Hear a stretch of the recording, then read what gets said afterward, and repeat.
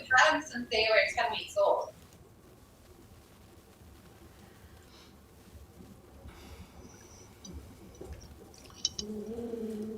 Yeah, I don't know. I mean, if anything, I will like, because I call my mom, and like when I'm taking Bitcoin and we're going to visit my parents, I will like call my mom to Bitcoin and even tell Bitcoin, oh, we're going to go visit mom.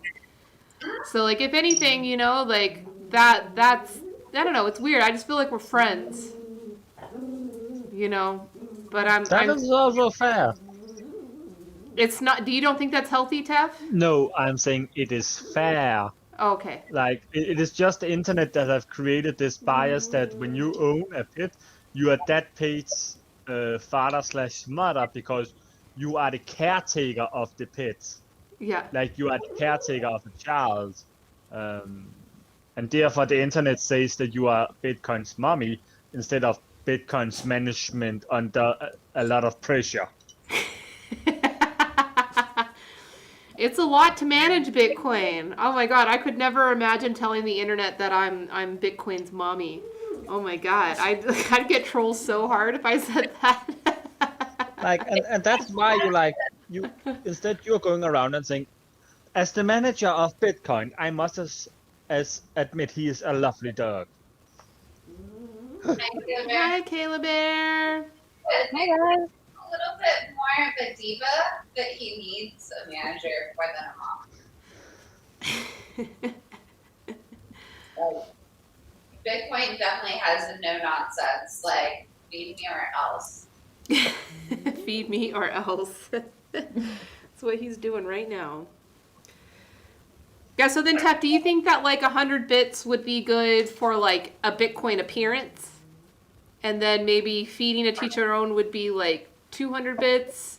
And then I could have like different levels of costumes that Bitcoin can be clothed in at different rates. How easy do you have taking Bitcoin into the stream? I usually do, but it's usually, just whenever he just comes and I bring him on stream. But I can like let chat tell me when, when to bring him on. But can you, so you can actually force him on stream? Yep. It's like Marty McFly coin. And how long will you then keep him on stream? I don't know, whatever feels comfortable. As long as it keeps flowing. Now, if they want Bitcoin to dance, because he can dance too, I can make him dance. Yeah. Maybe that could be like 1,000-bit reward. I would say do not put Bitcoin to work every time there is some bits dropping, because I will also call that animal abuse. Oh, really? Oh, interesting. Some people will do it, and consider how Twitch sometimes work, that maybe for 10 minutes you get like tons of 200 bits, and then you need to keep feeding him. As a responsible person, you will also at some point need to say, stop, I cannot feed my dog any more food because health issue. You have so much integrity, Tef, and I love you for it. So like, Bitcoin needs his 15-minute break because he's now an employee of the stream. Mm-hmm. Yeah, but if you say he needs 15 minutes of, what you can do is that you can just take in the bits and be like, okay, I need to do this and this and this and this. But because we have now been feeding Bitcoin for the last hour, I'll need to say we take a half-hour break before we feed him anymore, out of health issue for the dog. Well, yeah. But that will be a lot of external management you will need to do, and keep track on. You know what happens if you give Bitcoin a bunch of teach your own, though? Then he has to have a bowel movement. Yeah. It bans Sam. Ban Sam.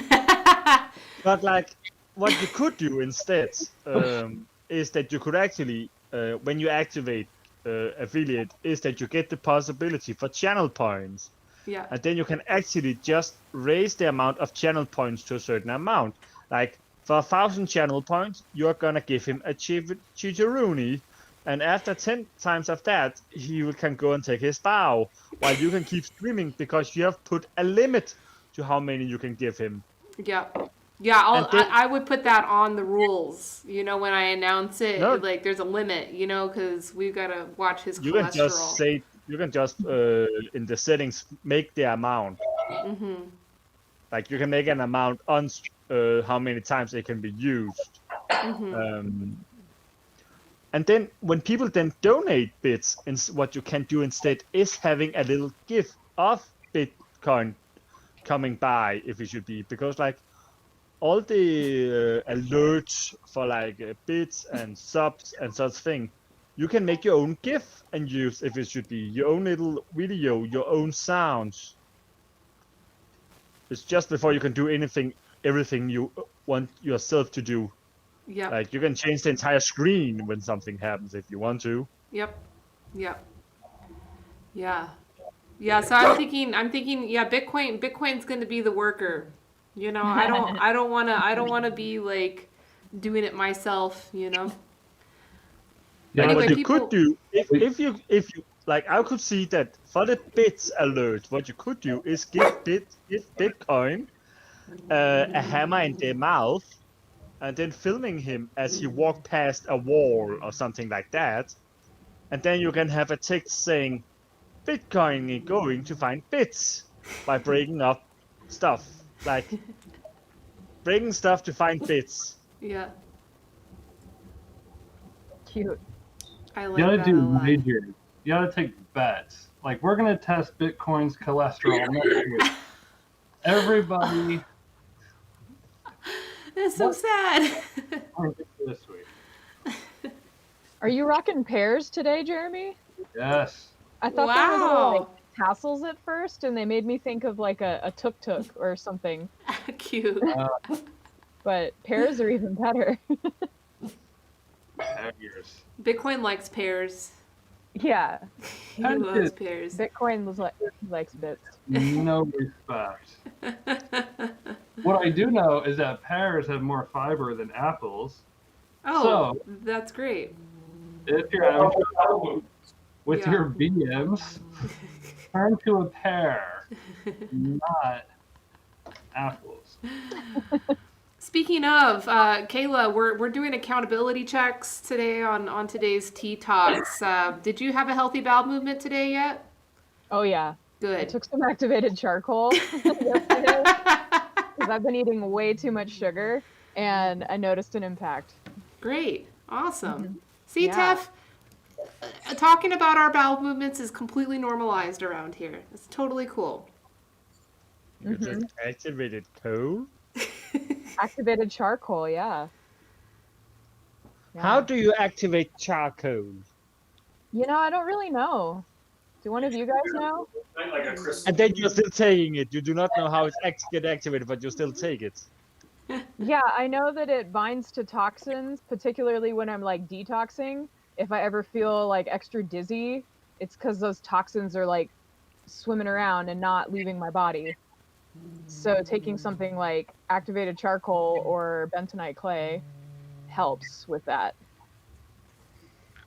But I don't know how it's activated. Yeah, I don't know either. But I do know that charcoal is good even putting into your water. Like a lot of tea people will put bamboo charcoal in their kettle, their tea kettle, to help get rid of any like hard metals or other things in their His head water. disappeared. Yeah. Bitcoin, come on, we need your head back. Your head is very important. Hi, Thomas. Thomas says hello from Twitch. All us tea nerds. Who you calling a tea nerd? What's up, Thomas? I assume he's calling us the tea nerds. But welcome to the stream, Thomas. It's wonderful to have you around. That's a pretty apt description. We'll talk to these nerds. Thomas, you should join us if you feel down. I know you probably just finished eating. You were hungry after your stream, but yeah, come by, say hello. And thank you for the inspiration to drink shu pu'er. Oh, are you drinking some shoe now? I'm drinking some shu pu'er because I saw Thomas drinking shu pu'er, and I was like, that sounds really good. Well, maybe I should drink some too. I'll drink some as well. Considering what it looks like outside of our window, it's definitely a Is it it's way snowy there? No, all the snow got rained away. Oh, that's right. Big rain now. Yeah, now it's a little warmer, so the snow is melted and the rain is kind of like washing it away. Nice. But it's been raining moderately most of the day, or most like yesterday and today. So we had like almost probably Stop crying. Stop crying. Stop being a crybaby, okay? Stop. theoretically we're supposed to get another 5 to 10 more, but we'll see. Stop being a crybaby. Go sit in your chair. No, go away. Go away. I must say, Tokyo worked really well on like a 58-inch television. Oh. How cool. It was a gift. It's a little ridiculous. But yeah, this is the Topia setup. I never even thought of trying that. Oh, you're running it from your TV screen. Great. Awesome. So now everybody's like actually a decent. Because we couldn't see you, even when I walked up to the TV or to the computer screen, it's like I can't see anything really different. Yeah, it's better. It's better that way. I've got you guys on a big screen, even though you're kind of far away. I see all of y'all. I see y'all.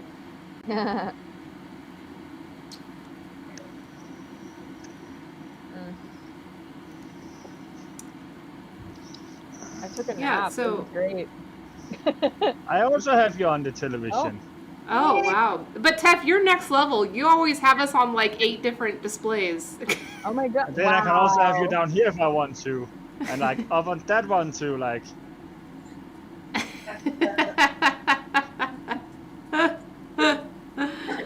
Does anybody host like a Twitch show of like rig rundowns where it's just Twitch streamers showing off their streaming rigs? That's right, I could go and actually host you guys. Yeah, you could do that.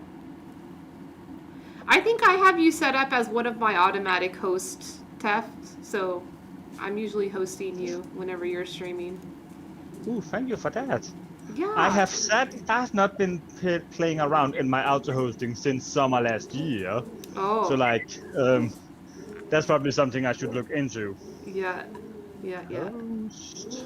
Jeremy, you need Let's see. So is it just going to be pairs, or do you have something else to pair it with? Well, I do. I can always bring back the butterflies. Oh. Pairs and butterflies. Yeah, Bitcoin likes it. Bitcoin says he votes for butterflies. What's the season for pears? I mean, I guess it's the same as apples, right? So that's like the autumn time. yeah. I do have a large pepper. Not sure how. Maybe I can just wear it. Yeah. Oh, that's so cool. Jeremy, you're so cool. Now you can be the Chiquita banana lady. Oh, that's a good idea.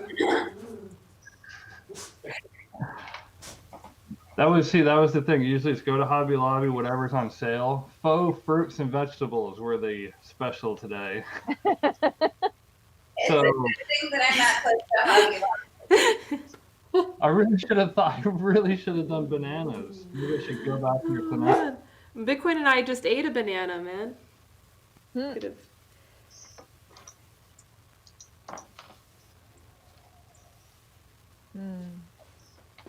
All right, shoe pour. Where's my shoe pour? Actually, this Where's is my probably- bird?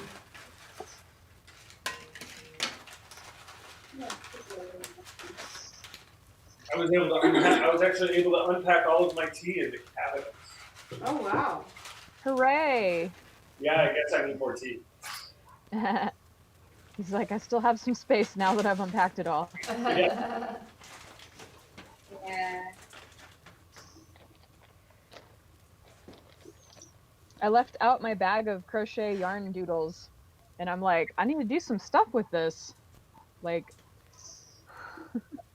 ooh, Ew. there we go. You For gotta- now, I'll use it to hold my teacup. Oh, nice. The other day I rated this woman on Twitch called Craft and Art. I don't know. I forget her name, but anyway, she makes like 3D figurines, all Baby Yoda, and she does like commissions. Her followers, will commission her to make one. And when I rated her the other day, she was making a Bernie Mittens Baby Yoda. Yeah. It was so cute. I was like, oh, Kayla would love this. Yeah. Yarn or like felt? She makes them out of like epoxy, like like moldable epoxy, Nice. and so then it solidifies into like a real statue, like a plastic statue, Wow. And she like paints them, and she does like all this detail. Because like when it's fresh, when you first activate the epoxy, it's like clay, and so you can form it like clay, and you can shape it, and then it hardens, and it's like hard, super hard, and then you can paint. You can paint over that. Cool. Yeah, she's cool. I got on Twitch for a minute last night and was just like scrolling around like, what are people doing on here? And it was not disappointing. But There's a guy you should follow, Kayla. His name is Forever Lyle. I don't know. He streams 3 days a week. I think Monday, Wednesday, Thursday, or no. In donation. what's it called? Again? Forever Lyle. He like dresses up like a gecko, and he does gecko therapy, and he takes live calls, and he just sits there. He's like a comedian, and he pretends to be a therapist that's a gecko. Lyle? Lyle? Yeah, Lyle. Yeah, I think it's like Forever Lyle. I actually saw him on Reddit. He streams to both Reddit and Twitch like I do sometimes. But his Twitch channel is pretty funny. It was pretty funny. Yeah, It was last night. I was watching him last night. Yeah, so he'll stream again on Friday. I was stumbled on this like Latinx Dungeons and Dragons game. Oh, fun. That was fun. Yeah.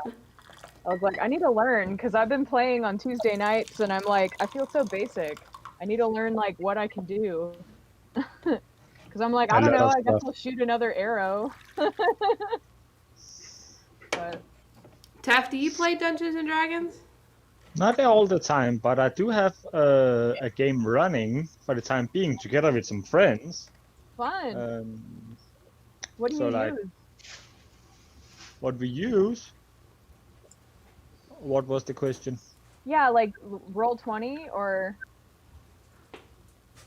Oh no, like I'm still basic myself, so like I'm all the care for what my friend says. So like we have made up our character, like we got an entire book to read through if we wanted to, and then we made a character, and then we are just getting guided through that.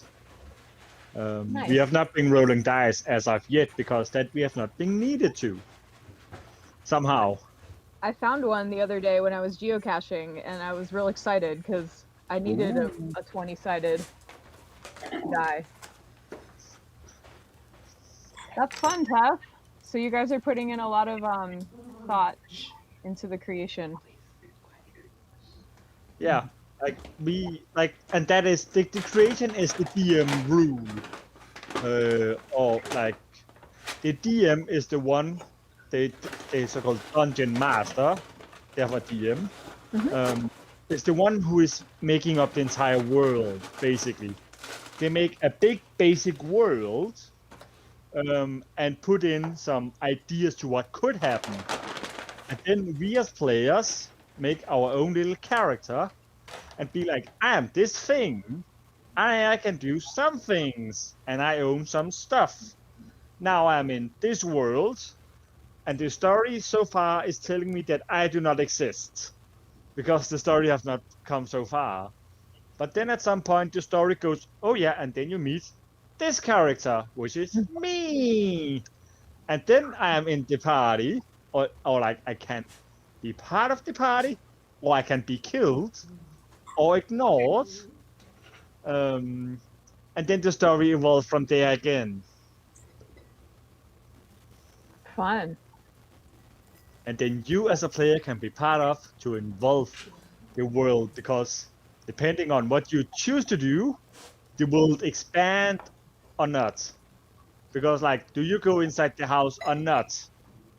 And then you Right. as a player can say yes or no. And if you go into the house, okay, how do you enter the house? Do you knock on the door? Do you bash in the door? Do you sneak around and climb down the chimney like a Santa Claus? Or do you actually just stand and yell at the door? What do you do? Yeah. I'd probably go up and knock.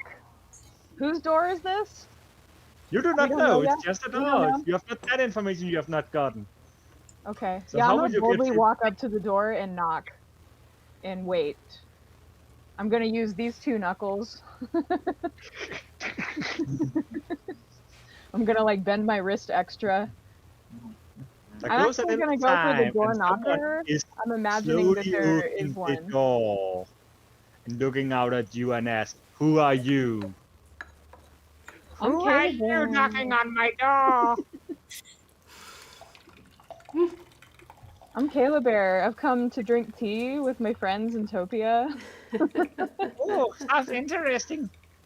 What is Do tea? you want to join? Do you like tea? I like tea. Do you have tea? I Yes. see you bring tea. And the character opens the doors fully and invite you all in to enjoy biscuits and the tea that you have bring yourself. I wonder what would have happened if I had roundhouse kicked the door. If you have roundhouse kicked the door, you will actually have been. That's where we will have used your D20 dice to figure out, do you have the power to round kick the door or have anything happens? I rolled a 4, so A 4. You hit mm, the door and you break your ankle and you cannot walk any longer.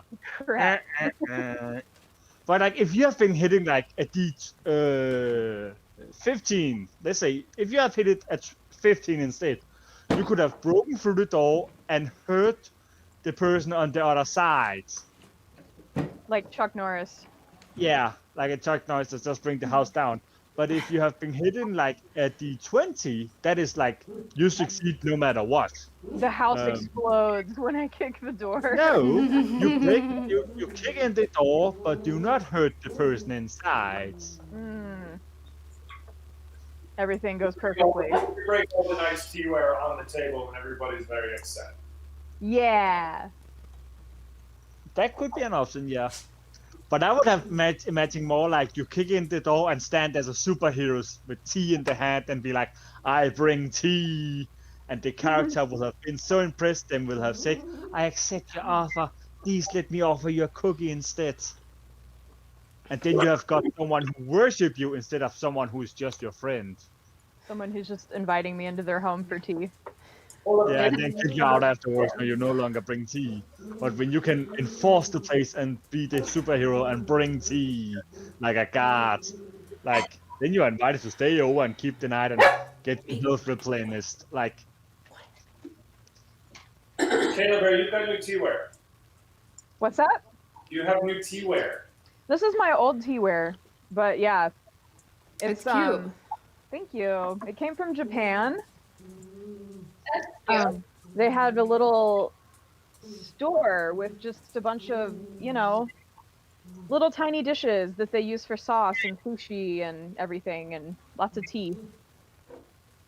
If I could go back now with these eyes, I would find more stuff than I knew how to find back then. So, it was like 2011. How's the inside of your teapot? Does it just have like a basket or? Yeah, it's got a little mesh screen. So I could just put it in there loose, and then sometimes I put that in the cup just to, pour it. Mm-hmm. And that way that could dance around a little better. Yeah, give it space to release all of its yummy. to try a second one. Although 2 cups like this is way more than my little Gaiwan serving set, so I gotta be careful, or it'll be like 3 in the morning and I can't sleep. I don't know, it's still early. Yeah, you'll be able to sleep fine. Yeah. You should be drinking some shoe puer like we are. That'll keep you relaxed and ready to sleep. I would like to. Did you get any in your order? I don't know if you got any. I got the sticky rice. That's shung. puer. That's a shung. So that's gonna have more energy and caffeine in it. Yeah, that's the only puer I got. All the other stuff was different. Go to your sit. Go sit on the couch. Get out of here. Get out of here. I can't quite reach my tea kettle. I'll be right back.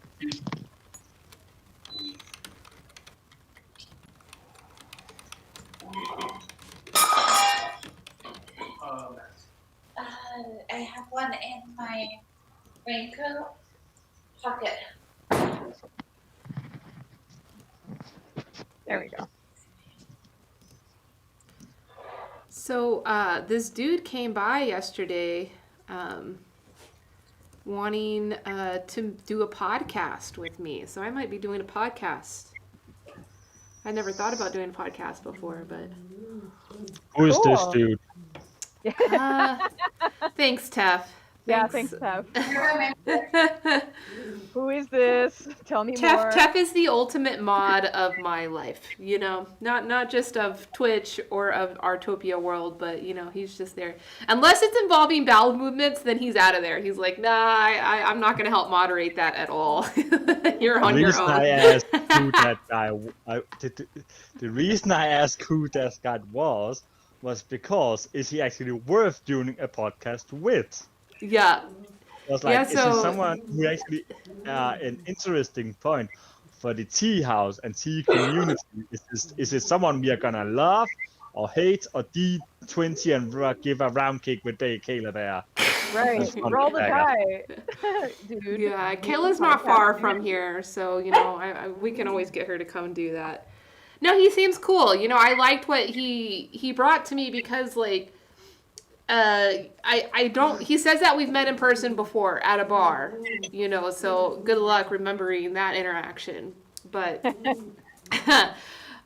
was a nice enough guy, and he like sent me a message because we were Facebook friends, and he was like, yeah, I want to help local people make podcasts. And I'm like, okay, well, it wouldn't hurt to meet, you know, just find out what he's wanting. And obviously he had been, you know, watching my live streams and stuff. So, and he came in and, you know, I was just thinking, you know, like maybe we could just like repurpose the content that I already have and you know, if he's doing this for his portfolio, you know, I'm happy to help with that. But he's like, no, I want to build an epic podcast, because I guess he's done it before. I haven't gone to listen to any of his work in the past, but he was telling me about the process and how he's like, yeah, we could repurpose stuff you already have. Of course we could do that, but it'd be best to like formulate the entire season and the storytelling that happens not within just each podcast, each episode, but also within the entire season.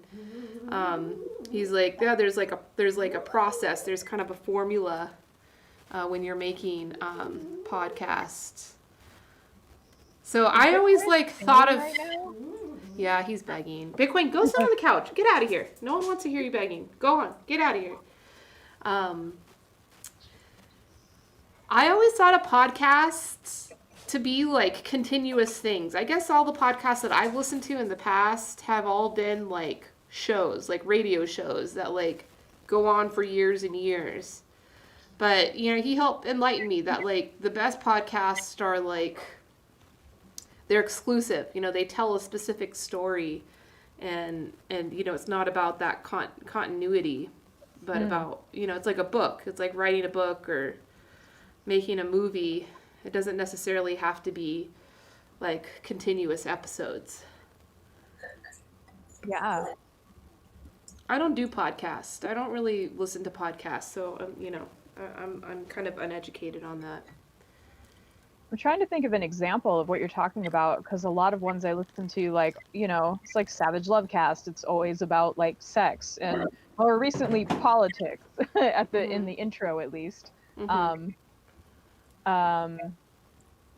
I'm thinking of one, and I don't remember who it was, but it was this whole episode about how the root systems of trees interact with like the humus and the mushrooms of the earth, and it's like a nervous system, and they like tell each other, oh, I need more of this element because I'm running low, so then one tree will start doing that, or they'll like relay to each other that like a disease is coming through the forest, and then trees that receive that message will like start to fortify with different messengers.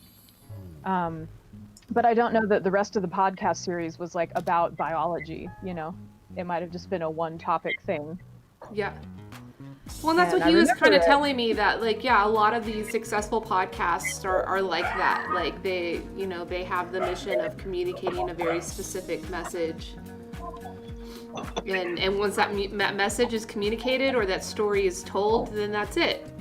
You know, you don't need to continue that podcast anymore. So that's what he's pitching to me, that it would just be like a 1 season thing, or maybe even a 2 season thing if we wanted to make it that way. But because yeah, I was like, isn't that like, once I start a podcast to have real success, don't you have to continue it? Kind of like a Twitch channel. You gotta like continue building up your community and telling that story.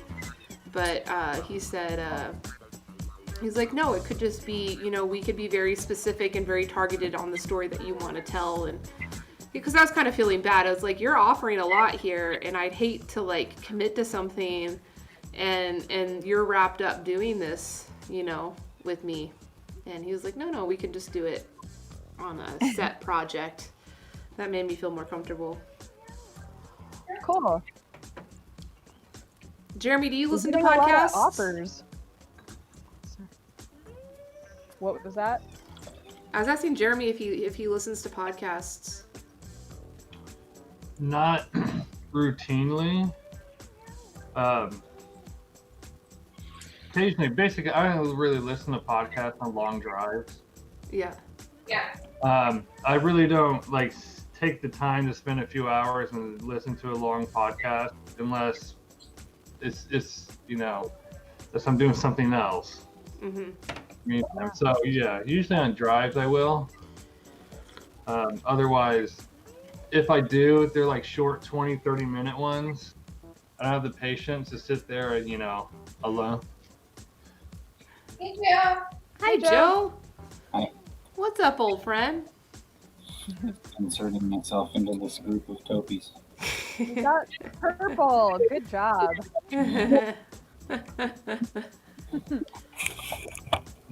Hey, Joe. This is an accountability check. Have you just a friendly accountability check? Yes. Have you had a healthy bowel movement today yet? The answer I'm is going. That's like, nope. like walks away.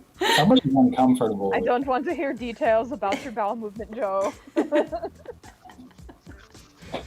don't know. That's one thing. I've always found toilet humor kind of distasteful. This is not toilet humor. This is No, health. no. This is health accountability. I'm getting there. So, and when I first started my herbal journey, I had kind of I had a resistance to talking about excrement and stuff like that. But then I started diving more into the health field, and it became more normal and more natural to talk about because, you know, it's kind of like death and other topics like that where in our culture, that's the only time we talk about them is in like certain contexts. Yeah. And so when it came to excrement, it was like, when it came to bowel movements and things like that, you know, it was always like, you know, and now that I've done so much work in just studying the human biome, the human body and stuff, it's lost that kind of awkwardness, and it becomes more of a practical thing to talk about. So Yeah. Apparently that was the appropriate amount of time to be talking about your poop. Tef came back. he came back and was not there. Cher came back. Tef did not. He's like, I'll let my topi go back, but I'm not coming back until I'm for sure that they are no longer having poopy talk. Yeah, we're not talking about poopy here. You said do the duty. Ha ha. Yeah. And I still find toilet humor distasteful. I'm like, Yeah, I do too. Yeah, it's stupid. You know what I mean? People like make poop jokes and all this words, and I'm like, I don't know. Yeah. There's better things to make jokes about. Yeah, I don't find it funny. I think it's nervous laughter. Is what it is. So it's something that people are nervous to talk about. They feel awkward, and so they just go like, oh, yeah, it's funny. It's like, yeah, but have you ever actually like examined your stool to see how healthy you are? You know? Right. It's totally normal thing to do. We highly encourage it around here. Absolutely. Yeah, Ash just did like a liver flush, and where she was like doing it's like basically getting rid of all the gallstones and stuff like that. Oh, okay. You know, and there's a lot of conversation about, you know, excrement when she's doing that kind of stuff. It's like, okay, how many did you pass? You know what I'm saying? I'm not in there looking at it with her, but she's in there doing the thing, you know, and it's super interesting, honestly, because it can tell you, it's like your pulse or your skin or something like that. You can glean a lot of information about your health from just looking at your stool. Yep. Yep. Yeah. Well, at Burning Man, there's always the inside joke about, you know, peeing clear. And that's another indicator, you know. That's checking up on your friends, making sure they're peeing clear. Yeah. That was always the indicator when I was like out and active. Like, am I peeing clear? I'm good. It's brown? No, shouldn't be brown. Got to do something about it. Let's talk about it. Unless you're eating beets and turmeric. I guess so. Really? Does it? You can't flush yourself with enough water to clear that out? It takes over. You can, but it comes out. Like, like I'll eat a bunch of turmeric, and then like 8 hours later, I'm like peeing, and I'm like, whoa, why is that so? Oh, duh, you know. Oh yeah. Right.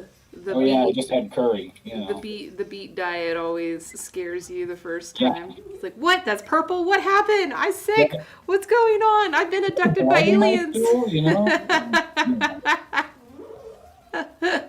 Nope, just beets, man. When I was in India learning about Ayurvedic herbs, you know, I was like building up some networks for sourcing Ayurvedic herbs. We heard this story about this guy that had recently passed away that like he ate so much turmeric in his diet that like his muscle tissue and all of like his insides were bright orange. And his whole brain was bright orange. Yeah, absolutely. Crazy. Curcumin is no joke. Yeah.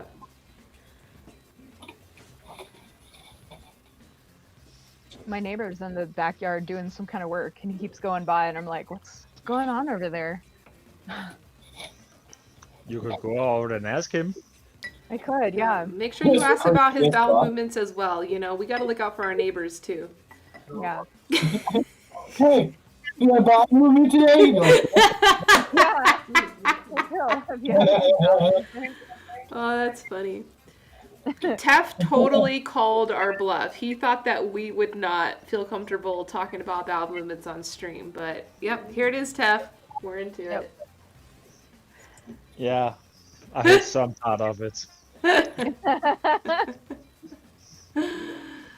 Oh, Bitcoin. I took the opportunity to go and refill my tea and get some butter.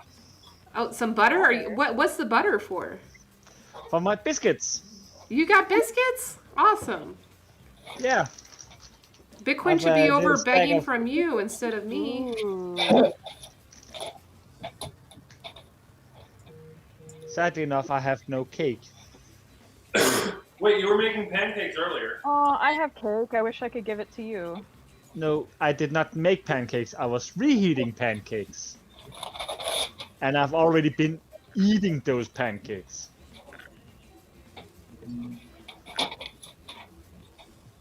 Now, Kevin, do bears poop in the woods? Come again, Sam? Do bears poop in the woods? Yeah, it's I could not hear the invigorating. question. Invigorating experience, yes.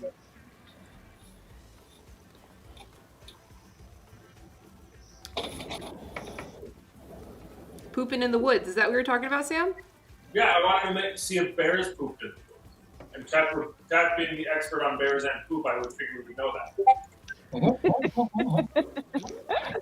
That is definitely something to be concerned about when you're pooping in the woods, is bears. Yeah, because you're in a vulnerable state, you know, and you're supposed to, like, make yourself big if you see a bear, but if you're squatting down, it's like, especially if you're in the middle of it, it's, like, difficult, you know? Then you transform to something big. No matter what, you're transformed to something big. But that's why it's important to have smooth bowel movements so that you don't have to get stuck in that position for a long time. Yeah. Yep. Good point. So you can get up quickly and make yourself big.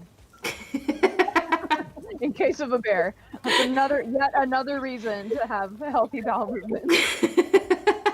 Where's that chart? We need the bear risk chart. The bear risk chart, better pull that up. Well, luckily for me, we only have two kind of bear in Denmark. One of them is in zoo, and the other one is on Grinder. Wait, is bear culture really popular among the gay community in Denmark? No, there's just a few of them. Just a few of them. Yeah, there's a whole scene here. It's a whole thing. Hot puppers.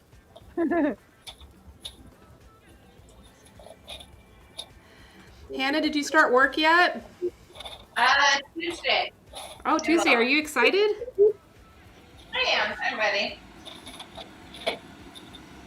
I thoroughly enjoyed the break. I haven't been able to do. It's been slightly less productive than I planned on it being because of the weather, but. Well, aren't breaks supposed to be unproductive? Right. I don't sit and do nothing so well. Thank you, Elise. I don't sit and do nothing so well, and I am learning it, but I like helping people. Yeah. So getting back to that, but I totally can get used to working 2 days a week for a couple weeks.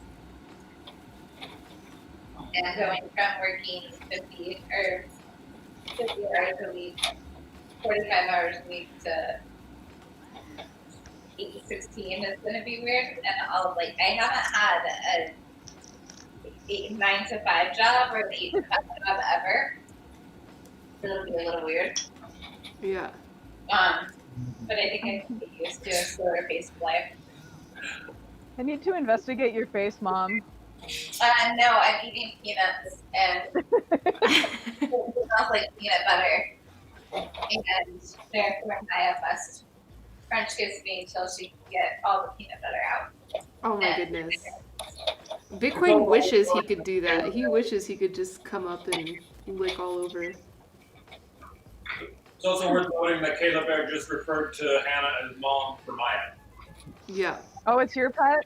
And there's a Maisie down here under her. Well, before you arrived, we had a conversation about how Elise is not Bitcoin's mother. She's his manager. Right. Yeah. Well, I made a mistake. What is the relationship there? I'm inspecting your face, human. No, we're mom and dad to them. Mom and dad. Yeah, Okay. and everybody gets to make that choice of that, and yeah, that's my choice.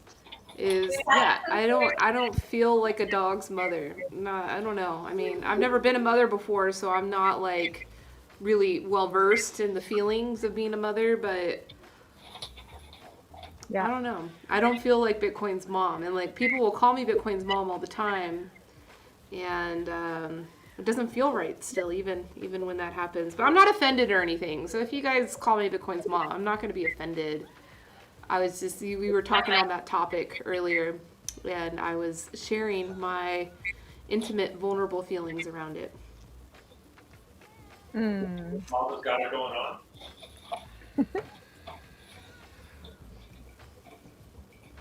Yeah, Bitcoin's like my buddy. You know, I'm not mature enough to be a mother. Maybe in the future, my next dog, I can be that dog's mother. But As for now, I am a manager. At least you're honest. What was that, Joe? I said at least you're honest. Yeah. Yes. Yeah. I'm getting to that age where I'm like almost physically not able to be a mother, but I'm still on a maturity level not feeling like I'm ready to be a mother. It's weird.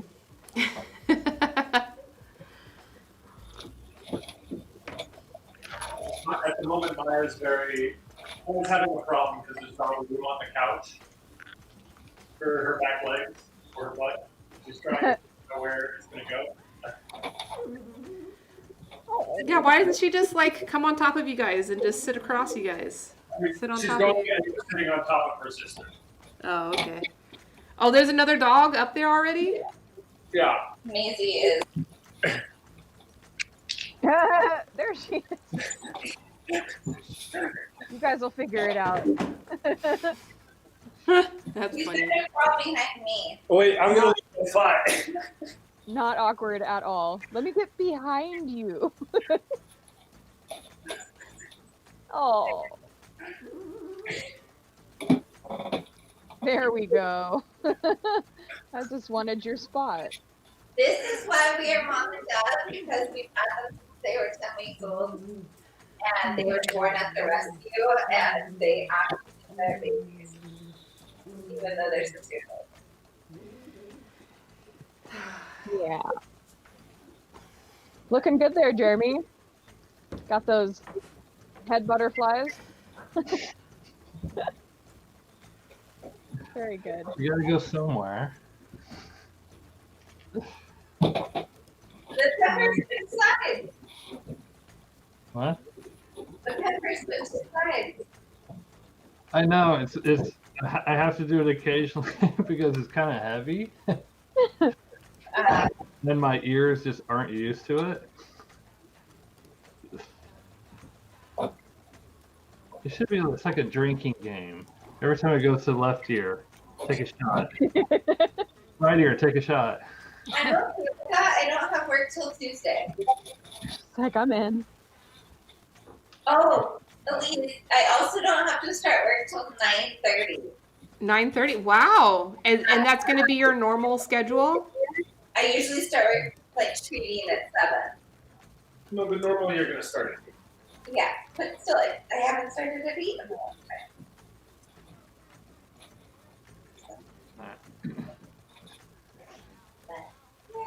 I'm excited to get to meet these people. Oh, the other thing I'm really excited about, like I'm used to being in a boys club, and it's a husband and wife that are owners. So, excited to see the gender differences and power differences between a boys club and more evenly balanced.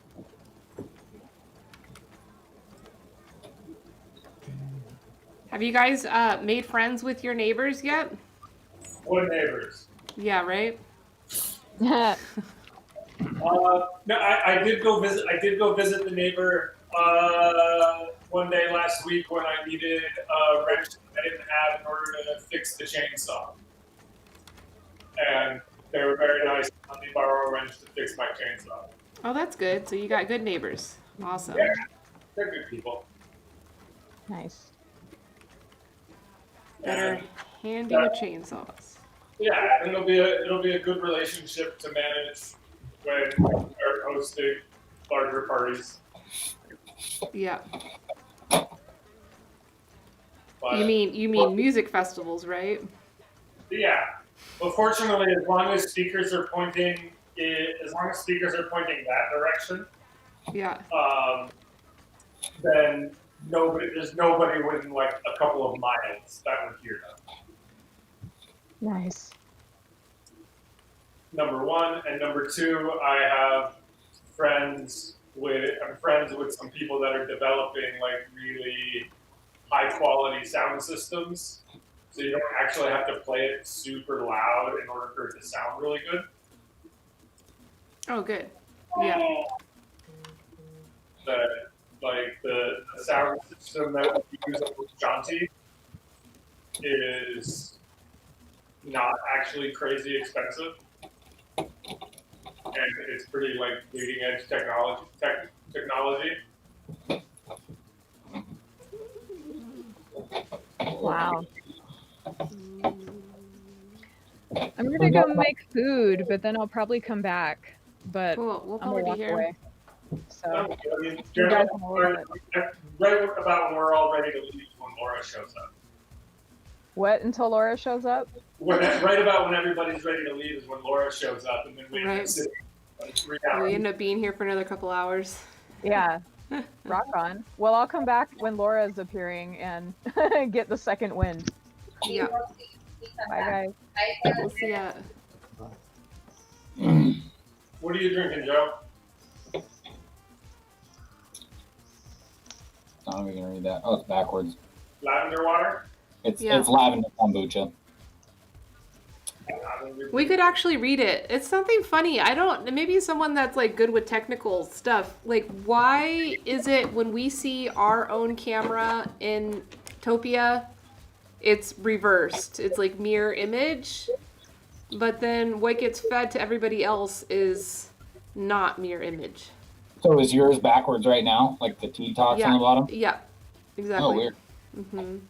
Yeah, I mean, when I'm looking at my video, it's like looking in a mirror. Yeah. Well, that's because you have a glass between you and the one who's watching. So when you hold something up, then you see the reflection in the glass, but the person on the other side looking through the glass is not seeing the reflection. It is kind of the most realistic. Plus, when I raise this arm, I want this hand to come up. So, like, you want the mirror effect when you're watching yourself, but that also means that the one on the other side needs to see you as you do. Yeah. it would be weird if the background was like switched.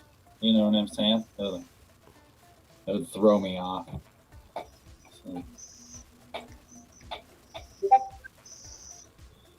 so you're talking about doing a podcast, at least? Yeah, I'm talking about that. Yeah. So, he went And then he away. disappeared. He's like, I'll tell you what I think about it. Just Negan. He's back. All right, we're back. Yeah. I'm gonna. Some guy locally here in Vegas is trying to build up like a podcast production company, and he offered, to make one with me. He says that he's been watching my live streams and he sees that there's a story to be told. Do you listen to podcasts, Joe? Are you well versed in podcasts?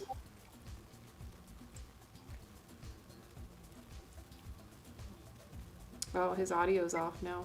Joe, your audio's off. We don't hear it. Plug your microphone back in. How's that? Yep. Terrible. Can't hear you. Yeah, I do. I listen to several podcasts pretty religiously, but I'm picky with my content Yeah. and the delivery of that content. So it's got to be pretty. The people doing the podcast have to be pretty cogent and cognizant. You know what I mean? They have to know what they're talking about and not just be like, I don't know. It's got to have some depth to it. Yeah.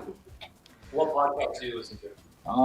The main ones would be Symbolic World by Jonathan Pajot, the Living Indubiously podcast by Evan Burton from Indubious, the reggae band. Tea-Lifted Conversations, that's a good one, even though he doesn't put out very many. Is Don from Mayleaf. But his content is cool because it gets deep into like metaphysical stuff too, and I really appreciate that. He's not just talking about stuff; he gets really deep into life. What else is there? There's a couple of cigar ones that I'll browse through every once in a while. Trying to think. Rogan, Joe Rogan is hit and miss. I like him for his guests. So I don't listen to his podcast religiously as much as I really, really like the people that he brings on. And so I will listen to a lot of his podcast depending on who the guest is. But yeah, there's definitely a handful that I really enjoy. And I heard you talking about, like, you know, rather than it being like this long, continuous thing, it just telling a story and that kind of being the end of it. And I can see it going either way. Some are more curated for one subject, and then kind of when they get to the end of that, that's about it. It's not necessarily a permanent project, but the ones that are continuous for a long period of time, I feel like the more content you have, it's almost like the less likely you are to bring in new listeners because they're overwhelmed and they don't know where to start. Yeah. So if you have like 300 episodes, people are gonna jump in right where they're at and not go back any further, or they might not even jump in at all. Whereas if you have like 20, 40 episodes, you know, people are like, cool. And they can start at the beginning and then they can just follow that through until they're caught up. Yeah. Well, I guess it depends on the format. Like one of the podcasts that I listen to most is called Riffs. And it's a storytelling podcast that they've got hundreds, if not thousands, episodes probably. And it doesn't matter where you start. So you don't need that continuity because it's different every time. Right. It's just people storytelling. So it's more based on, well, this is the topic of the episode, and then you're going to hear 3 or 4 stories that relate to that topic. It's not so much based on the host and what they do. And we usually skip that, right? Yeah, we actually usually skip most of the host topic. Yeah. But he talks for like 5 or 10 minutes for each episode, so... Right. I feel like with what I'm currently doing with the live streams already is already like satisfactory for that like continuous episode type of thing. And so if I was to work on a project with like a podcast professional, I would like it to be like this packaged story that, you know, people, if they come across it, would want to listen to the entire thing and go through the journey. Because he was like, yeah, even a season that we would make would have this like journey of you know, the ups and downs in that storytelling, that it's like listening to a record or reading a book. Right. You know, like I'd hate to publish this huge never ending book that like if someone drops in the middle of the book would never want to go to the beginning to listen to it. So right. Yeah. That's I think why it works better if it's about the guest. In those instances, like with Rogan, it's like you can jump in wherever you want because you're in it for the guest and not for the host. Yeah. So it's like, I'm into this guy, I'm going to check this out. I'm into this chick, I'm going to check this out, you know? Yeah. But one thing I do notice is I failed to mention, there's a few herbalist podcasts that I listen to that are excellent as well.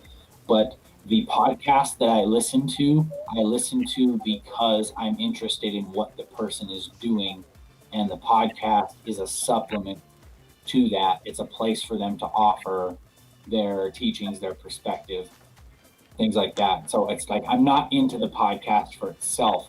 I'm into it because I follow that person and I follow their journey. And I feel like that might be why it would work with you, but you could kind of do the same thing the way you do, but just do more tailored talks to where, you know, you could do episodes by yourself.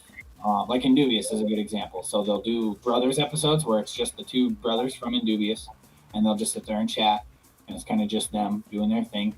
And then most of the time, they will do episodes with a guest, and it will be it'll be free form as far as like what they talk about, but it's all about that person and how those people connect, and you know, and it's more of a tailored discussion. So I feel like if you were going to go into it, you could draw viewers because of what you already do, but then you'd want to be more of a host most of the time. Bring people on, talk to experts in the field or in all of the fields, you know.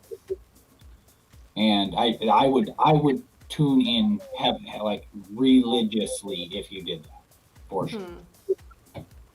But it would be the guests that I'd be interested in, because I already know you and you already offer up your content. Yeah. Free form all the time. I mean, it just doesn't stop. Yeah. So it would be like, who can you bring in here? Can we bring in some tea farmers? Can we bring in some psychologists? Can we bring in some food scientists? You know what I mean? So some Bitcoin experts. Yeah. See, and then some people are into it. You know, it's kind of weird because there are a lot of people who won't do more than a 15 to 45 minute podcast, and then there's people like me who I'm almost not even interested unless you're like over an hour. Huh, interesting.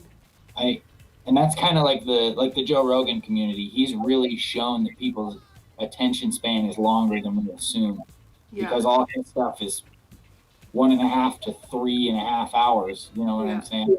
And those are the podcasts that I like, because the first hour of any discussion, I don't care who you are, the first 45 minutes to an hour of any discussion is kind of small talk. It's catching up.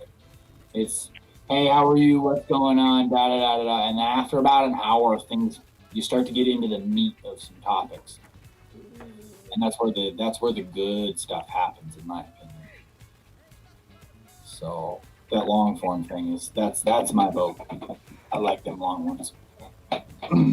Unless you're doing like education, I guess, then you break it into bits and you can do 20 minutes at a time. I'm just wondering, when is Jeremy's beard gonna get a podcast? When is Jeremy's beard gonna fall off? That was like a lot of weight, bro. Jeremy's beard doesn't make any noise, so it can't have a podcast. Unless he's wearing bells. And then it could just be an hour of his beard, shaking just bells. kind of jingling. I ran out of pears. Is that not more of a Vivian sound system thing? Having his bills climb for an hour. Yeah, it's like ASMR, right? Just the beard running against the mic. That's a like good when we were idea. doing that with Bitcoin's chewing the other day. Yeah, it is. It's good. He's got it down. He's been trained. If I ever give him a chicharron, he knows that he needs to face his head that way, because that's where the mic is, and we'll capture. That's awesome. That's awesome. So I am curious. I wanted to kind of poke into this. How what do you have to say in general about Twitch? At least.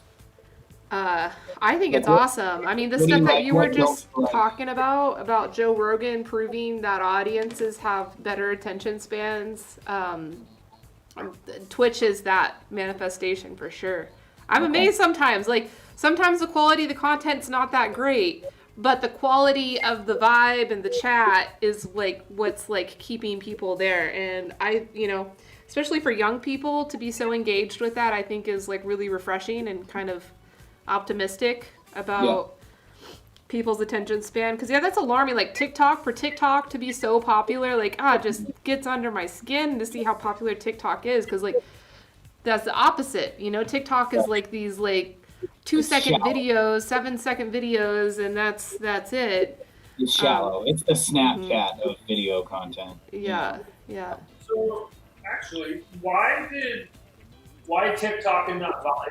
Like, why did TikTok take off when Vine didn't? To be honest, just in my opinion, Vine came up way earlier and brought with it all the antiquated ways of doing things, whereas I think TikTok it was newer and fresher, and it got picked up as a new thing. That's just my personal opinion. I think it was the marketing. That's kind of what I'm talking about, essentially. You know what I mean? Is Vines have been doing their thing a certain way for so long, and they didn't really know. They didn't have that, like, let's go into this. Here's exactly what we're going to do to get everybody in. Mm-hmm. You know? Yeah, Vine didn't pick up like meme culture. Vine didn't ride with meme culture, and TikTok did. You know, like that's the whole basis, and that's why I think TikTok sucks, because it's like everybody's playing the same freaking music and doing the same dances. There's not like really unique content there. It's funny to hear you say It that. become the unique content. All about TikTok when you first, a while ago. And they targeted kids too. Okay. And I wonder Vine if targeted adults. I wonder if the hardware aspect as well. That, like, because Vine is at least 8 years old now, right? That's exactly what I was talking about. It was just older. It wasn't suited to the newer generation. The new, more. So 5 to 8 years ago, though, we weren't taking HD video on our cell phone. Right. So like Vine was ahead of its time. It was, but it's also now it's the more antiquated version of that. Right. You know, it takes a special kind of operation to keep up. Like Facebook is one thing that it's absolutely incredible how well it's done at keeping up. I mean, all they do is they see the new things that are popping up and then buy it. Yep. And they add it immediately. Right. Yep.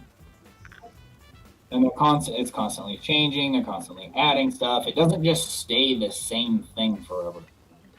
You know, Facebook has changed so much. Like I get old posts that come up in my memories, and I'm like, why did nobody laugh react to? Oh yeah, there were no laugh reacts to that. So, but I can see the Twitch thing. It's cool because I feel like maybe we even mentioned this, or maybe you had mentioned this at least. But the newer generation has kind of an existential like sense of anxiety.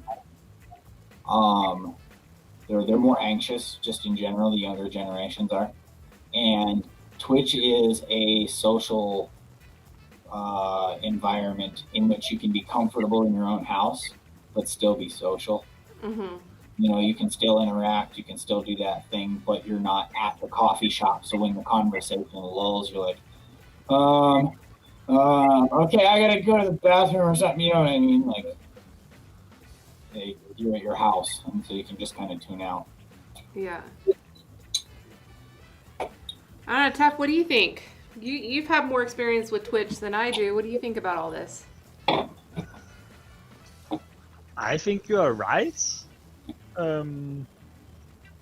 Like you have hit some of the things on the nail. The TikTok is like a snack, while Twitch is actually an entire meal. That's a really good analogy, man. And like snacks, they look alike. So like, of course, everything look alike on TikTok. But that's where I'm saying like, then you can try to make your own thing, and try to make that on TikTok. And then depending on how you then interact on TikTok, you can get your own little community going about this one thing that you like. While you can do the same on Twitch, but like you can like get it instead of just for about like 5 minutes, and then 5 minutes of a new person and 5 minutes of a new person again. Then you have like 2 hours together with one person on this one subject that you like/love and can talk about. It creates like a culture. Yeah, and that's why that is one of what is a streamer I got acquaintance with here for, out through December. It's called Voyage. He has a non-cult to his channel. If you subscribe, he says, "Welcome to the non-cult. Your subscription to us will be appreciated to the non-cult." Like, so like basically he has a cult that is not a cult. True, like a fandom. Yeah. Makes sense. It's like any musical artist or something like that. You know, where they actually have fans that are interested in all of the stuff that they do. And there's a lot of that. If you are a streamer, there's different form for streamers, because like you have the smaller streamer that is more like I interact with you and we talk together and we are like a family together.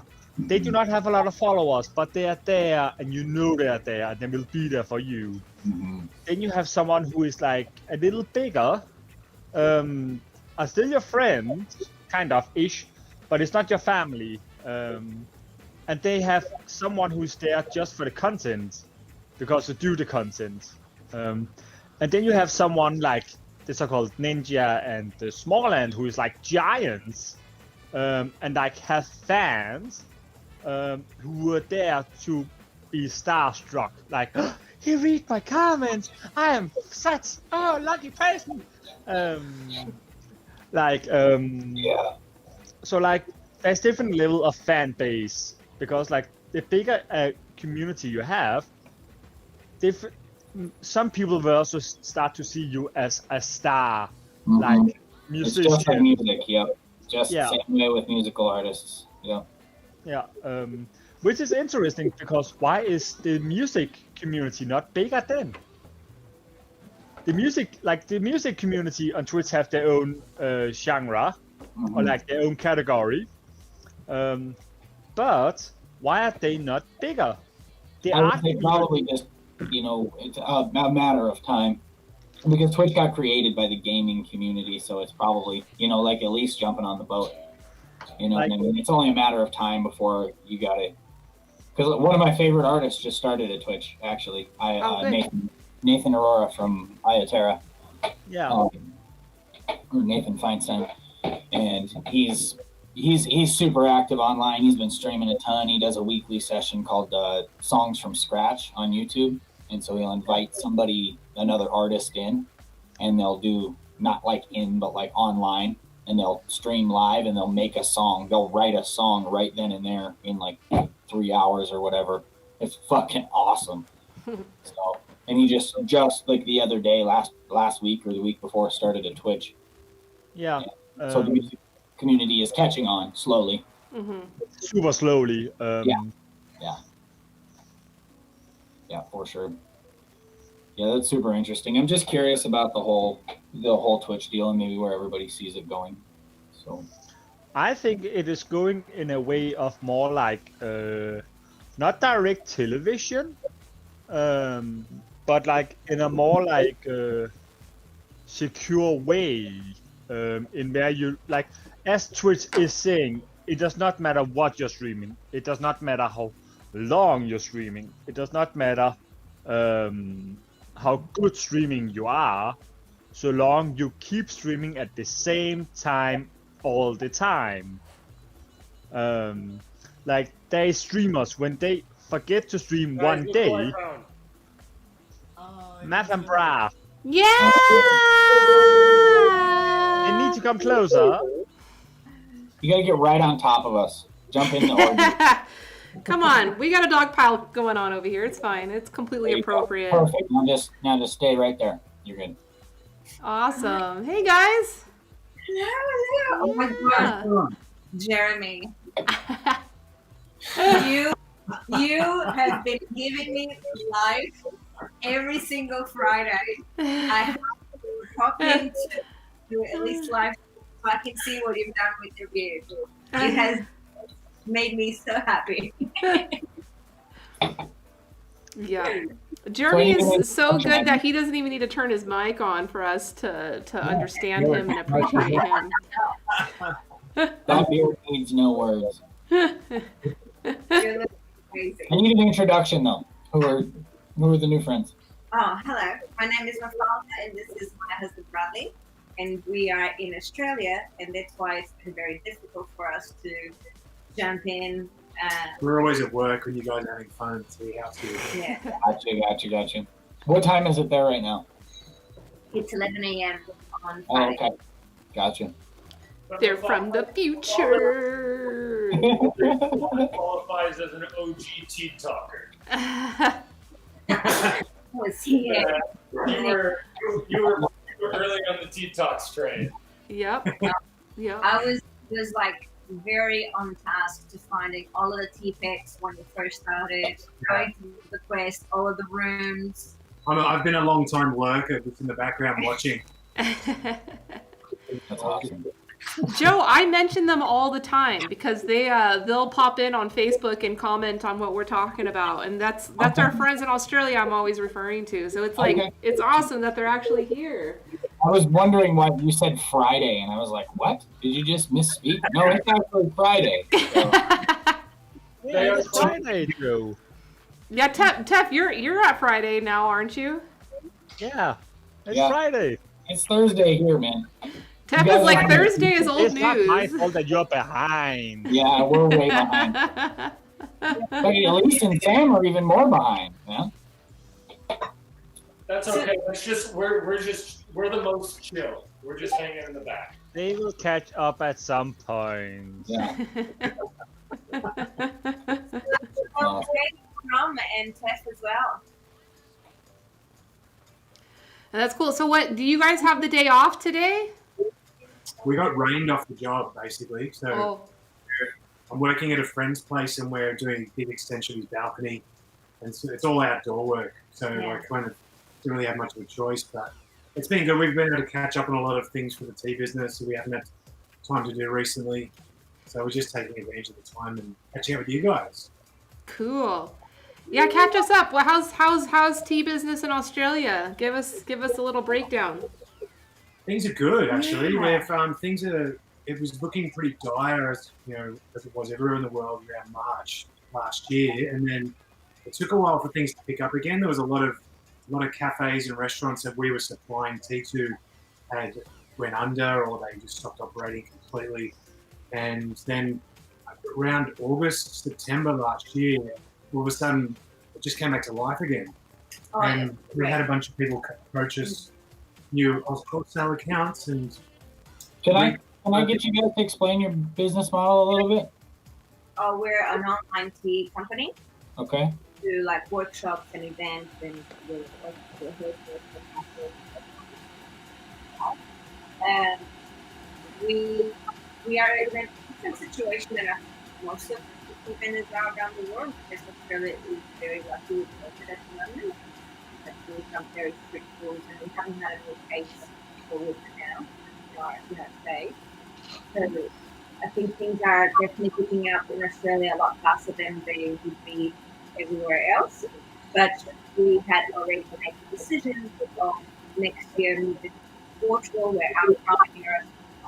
So we are in the process of automizing everything so we can run the business and maintain the business in Portugal.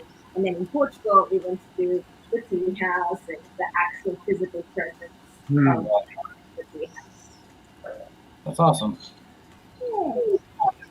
That's beautiful. So have you guys noticed a rise in tea drinkers? Have you noticed more people getting into tea? Oh yeah. It's the same here. So that's why I'm curious. In the first couple of months, I think it was all beer, wine. People were stocking up pretty heavily on those besides toilet paper. It's sort of been coming in and out of waves the last 10 years. Like there was a lot of interest throughout in early, like sort of around 2005, 2006. It kind of shot up. That was around the time that T2 came in the picture. All of these small vendors started popping up through interest, and then it died off again, and then probably in the last 2 or 3 years it's picked up again a lot, and it's sort of geared more towards the specialty teas and like more like some Voyage and stuff, which is really cool. Awesome.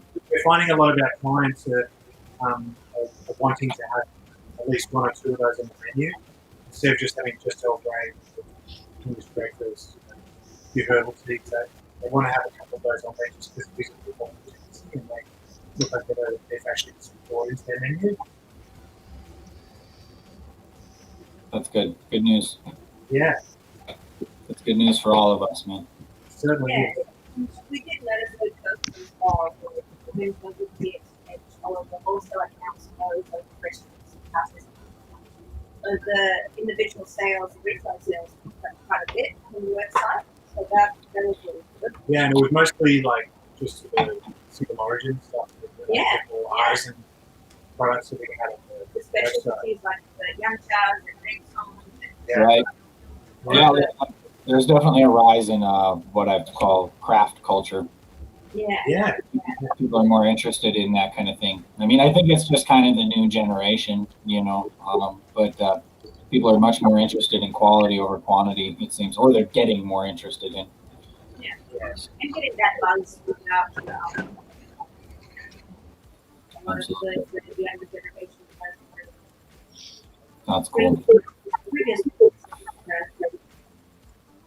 That's good. Good to hear it. We need to do our accountability buddy check as well with you guys, with Paula and Bradley. You guys had good bowel movements today, or it might be a little early for you, I suppose. And is this accountability for bowel movements?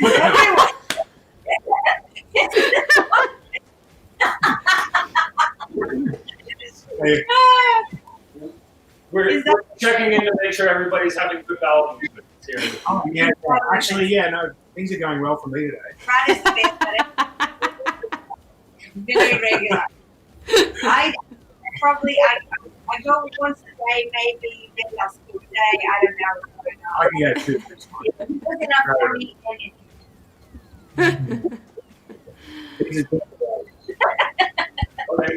We're just making sure because Kat has been very concerned about all of her friends. I have been very concerned.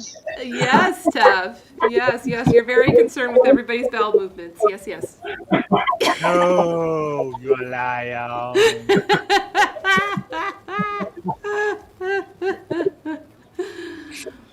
It's a healthy lifestyle. It's a healthy lifestyle to talk with your friends about your No, bowel it health. is not. You're not supposed to talk with your friends about something like that. Something you do is you could go to your doctor and talk about that, but you are not supposed to talk to your friends about it.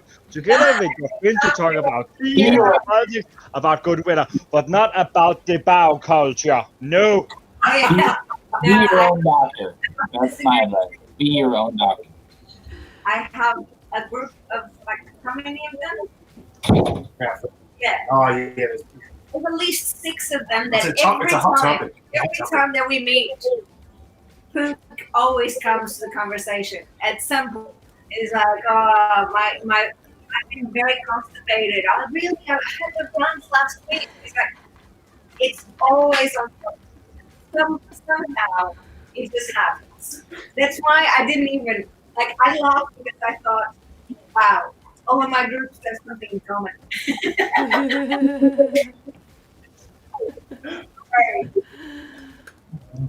Oversharing. Oh, Tef is so embarrassed. Well, in the old days, in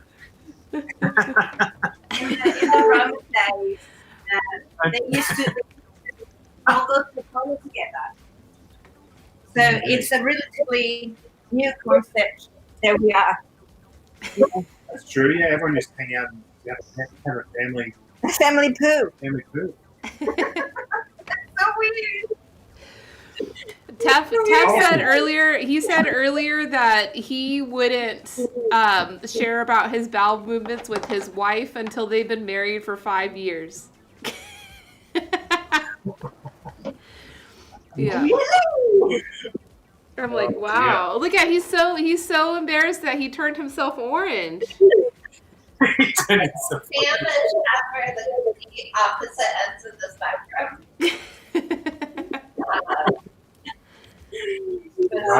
That's the first thing that I talk to somebody that I'm dating, because I mean the last thing you want to do is be in a relationship with somebody that's constipated all the time. Hell no. Well, you're full of shit. You don't want to be in a relationship with somebody who's full of shit.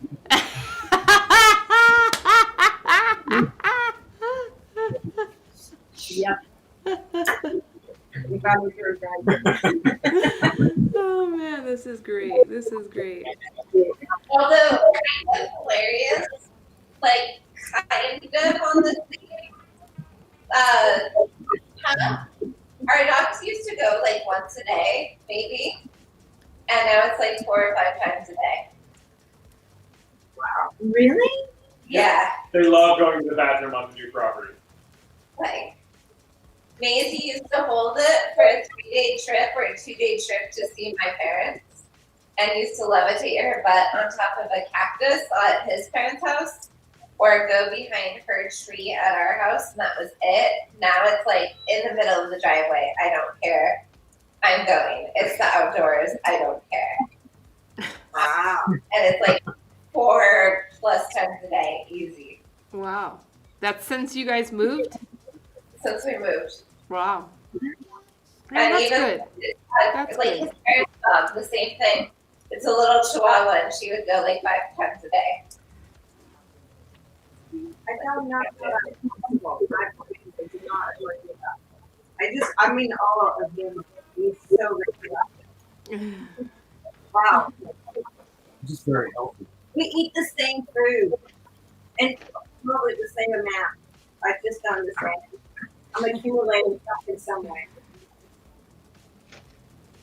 What are you guys drinking? Shupur. Me too. Super. Yeah, we met a new friend, a new tea friend on Twitch, and he was streaming before we came on. We were watching his stream, and he was drinking Shupur. So we all decided to drink Shu. The day for it. So, Tiff, where are you from? I am from Denmark. From Denmark. Oh, Yes. how did you find the tea house? I found Teahouse thanks to a streamer called Ingrediology. He had a deal with Elise, and then I kind of just keep hanging out with Elise. He loves talking about bowel movements, so he's like, I'm going to hang out in the tea house.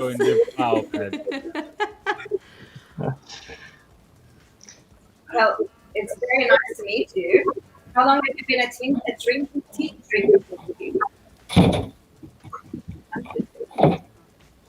There's a kind of bad connection, so I did not catch everything you said, but nice to meet you too, and I've been drinking tea on and off for the last 20 years.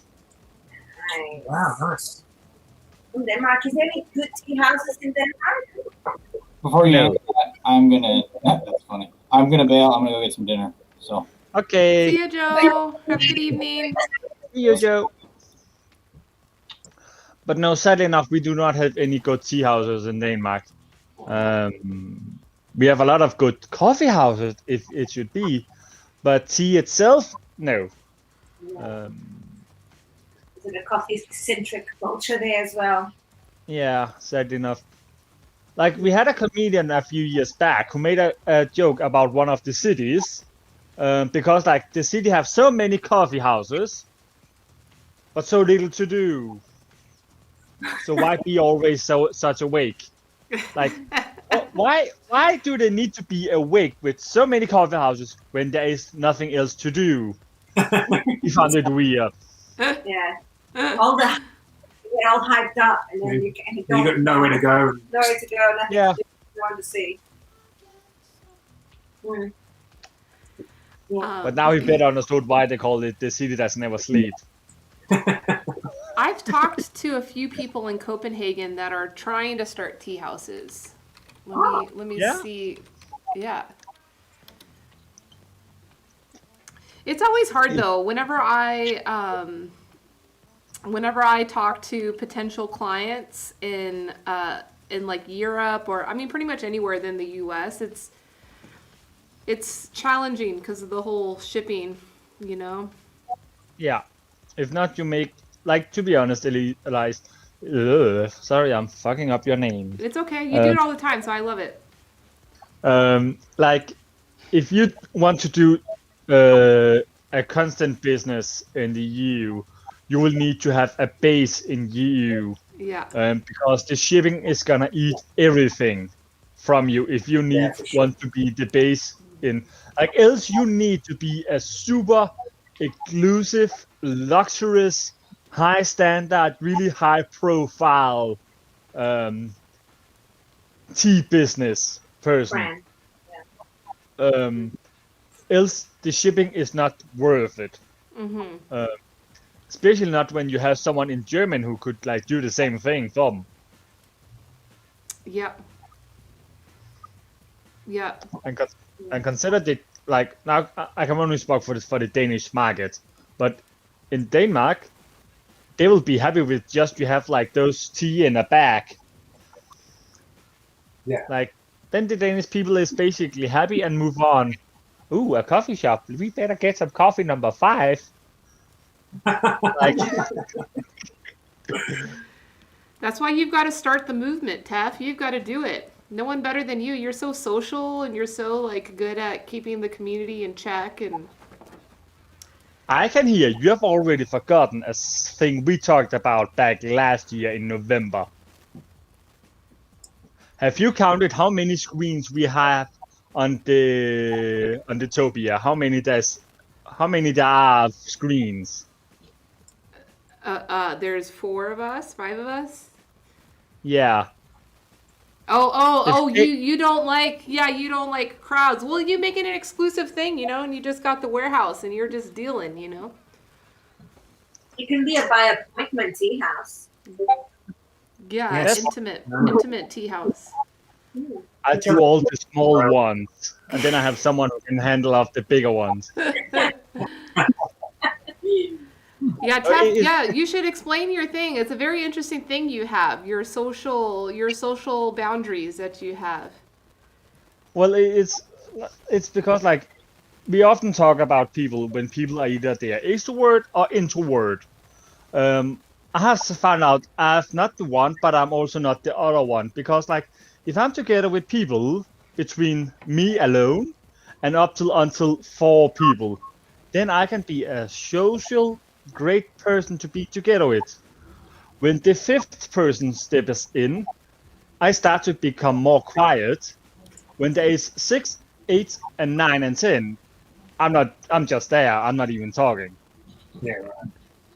But if we have 10 people sitting in a crowd and I'm on a stage talking down to them, I can talk for hours without a problem, because they are not gonna interrupt me at any point unless I ask them to it. Slaves. And in this group of 7 right now, you're not talking at all, though, right? There is 5 screens. That's it. Yeah, he considers all you guys as one people. Your couples are just one people. Yeah, because Sam, you are not talking at the same time as I forgot what your wife names are. That's annoying. Hannah. Sorry. Hannah. Like you two are not talking at the same time, which means you're one screen. And the same with Marv and Bar. They are one person too, because they're not talking at the same time. And that's because in your own separate houses, you have a social acceptance that we do not speak in the mouth of each other. And therefore you will only do one person at a time. I'm glad you think we have that agreement. Well, if you bow under to the rule of Hannah, that is your problem, not mine. I just know you do not speak at the same time. And that is what is the case. It's ongoing battle. I kind of have the same with, it's not people per se. For me, it's sounds. Like if there's 2 songs being played at the same moment, even if a different volume, it drives me insane. Or when people are sitting at the table and they're talking across to each other, like there's different conversations. The people, they are not sitting in front of each other, so they have to talk through people, and them themselves are talking something different. It's just, I hate that. How did you handle Burning Man? Because that's what I feel like Burning Man is. It's like all these conflicting sound systems playing different musics. I definitely did not go to Burning Man for the music. I was very, very disturbed by the music in Burning Man. I was like, I wasn't old. Oh, it was. It was a bad club, a bad Berlin club. I'm like, this is. Yeah, I was expecting it to be at least variety, but it was always the same type of music, and maybe it was all done by Germans. not very much the same. Yeah. Yeah, because you I went get in what you're 2011. That was like a big dubstep year, which was It was. really annoying. It was actually just dubstep. I don't mind dubstep as long as it's good, but it was really bad. It's like transitioning from We one did song find to that. the We other. did find a few little gems here and there. I remember. And we had a good time. There was just it was like that a few days. Remember a couple of days we couldn't find anything. Like, oh my god, if I hear another dubstep song, explode. It was just dumb. Oh man. Yeah, yep. That's Burning Man. Your Deep Playa, and there was like 5 different art cars playing different music all layered on top of each other. It's like, for me, that's the sound of Burning Man. Is that like, A clash harmony of. That sounds like I'm going away again. Ted, you're making so many threats today. I'm not making threats, I'm making statements. Because if I come to Burning Man and you have that kind of music going across each other all the time, and everything is just dubstep that's out of rhythm, I have no reason to be there. Because I will be hearing the music more than I will be hearing people, which means I cannot be part of the conversation. Then why should I be there if I cannot be part of the conversation? Even if you could When from being a part of the conversation, you just like figure out who you can actually hear and hang out with them. And it's not as bad as Elise makes it sound. You can fairly easily get around without having to go through the way. It's true. You Yeah, can find yeah. little hideaways. you can hide from the sound crowd. You can definitely go away from it. But I wouldn't necessarily go to Burning Man for the conversations as well, because even if you can hear them, they might still not make any sense for the experience. Maybe take some headphones, some noise cancelling headphones, so you can still enjoy being in the part without the clashing of sounds. But definitely the installations, riding your bike in the middle of the desert, seeing so many people put together from all over the world, building a second city instead of Nevada, and then a couple of days later nothing is left. It's an amazing experience, that's for sure. But I definitely do not love go for the music or for like amazing, interesting, or deep conversations. Okay, so I can hear that if I'm going to Burning Man, I need 3 things. I need 1, a headset that can be noise cancelling and make me go in my own little music. 2, I need a tent so I can live there and actually have a roof over the head. And 3, I need to learn sign language so I can at least communicate what I want to eat at the shops. No shops. There's no shops. Yeah. You have to bring your own food. You are saying that entire area Yeah. is rising as a city and they have no shops. That's No the shop. beauty of You can it. buy ice and coffee. Those are the only 2 things that you have to be completely self-reliant. It's just like Denmark. Coffee everywhere. Coffee everywhere. You have to take your own cup. If you're a smoker, you have to take your own ashtray. Always have it with you. You have to have a bike because it's quite far away. It's a 60,000 plus people city in the middle of nowhere.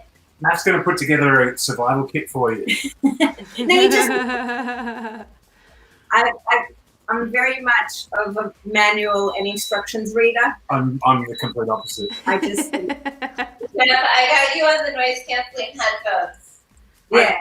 When I was there in 2019, I was only there for a few days, and I basically did the food tourism thing. Oh, nice. I just I knew what camps were serving breakfast. I found camps that were serving dinner. I ate lots of grilled cheese sandwiches. Yeah. Lots of bacon, So there is no Bloody currency. Marys. There is no currency in Burning Man. There's no money. Or there is where you want to buy ice and coffee. But everywhere else, people exchange things for whatever they might want. If there's a campsite that has decided let's put on breakfast, then you go there and you give something to that person in exchange for the food that they are cooking for you. It might be a hug, it might be a dance, it might be a massage, it might be whatever you want. It might be something that you made. It might be a cup of tea, and they will give you whatever they have. Or it might just be random. Like we had people with fresh watermelon just coming over and give us slices of fresh, cold watermelon in the middle of the desert. Like we were sweating in places that we should not be sweating. That's something very important that you have to learn before you go there.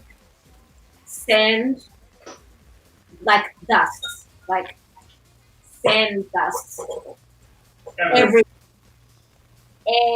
every nook and cranny that you might have, there will be sand there at one point. Oh, so it's just to go like the beach. Okay. It's a different kind of sand than the beach, though. It's like Is it because this is fine sand, really Super fine sand? Yeah. Super Yeah. fine. We have a beach in Denmark that is like that. yeah. We would have had to change his windshield wipers, and we saw what playa dust does to windshield wipers. Just watching Jeremy's little baubles fall off every now and then. Yeah. It's getting a little much. It is. I love it. I love it.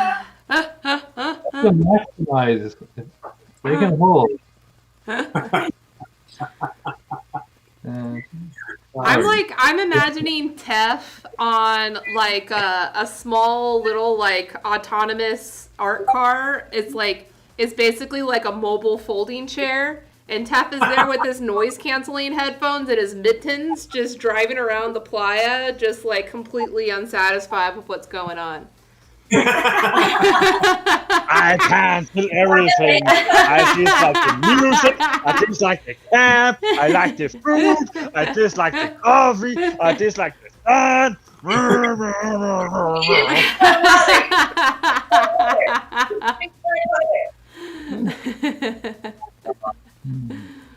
You would be telling people to put clothes on.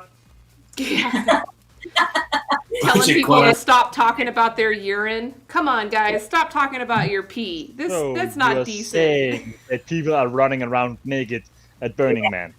Yeah. Yes, very much so. Yes. Okay, so it's just Roskilde Festival all over again. Yeah. Yeah. And I would say like the population ratio of these naked people that are bears is probably like 40%. Yeah. Yeah. I would agree with that. Yeah, that sounds about right. So like Tef's got a fear of bears, and so like not only are these bears, these are naked bears, Tef. But if they're naked bears, then it's harder to see anything. See, we find tough. Well, what I'm actually trying to say is like what you're describing is we in Denmark have a festival called the Roskilde Festival. It is a giant music festival. What I'm hearing is you are saying we are taking that festival and instead of holding on a giant grass field, we are moving it to the desert, which in my thought is like the beach because of all the fine sand. Yeah. And that will give us the Burning Man, a giant musical festival out in the desert where you will get sand in every crack and nut. And Yeah. Yep, that's it. You know it, I Tef. I wouldn't say as much as a music festival. It's more like an art festival. Mm-hmm. It's a art installation, and it's very much about the sculpture. It's you practice. so you say I can trade doodles for food. Yeah. Yeah. Yeah. You might not even have to give doodles, honestly. Yeah, it's not a People trade. who are It's a eating the food. gift. You don't have to do anything. A hug, a high five. Just Whatever. turn up, man. There's something there for you for sure. Well, I'm sorry that I'm starting to understand the concept, and getting a high five for food do not make sense to me. But me giving a doodle as a thing men do. I explain it to my parents as if it's an all-inclusive resort. It may not have the beach, but it's basically an all-inclusive resort. Once you show up, everything is free. Included. Everything is included. Hey, Mr. Mutant, where you going, Mr. Mutant? He's coming back. I was going back. Hi, Mr. Mutant.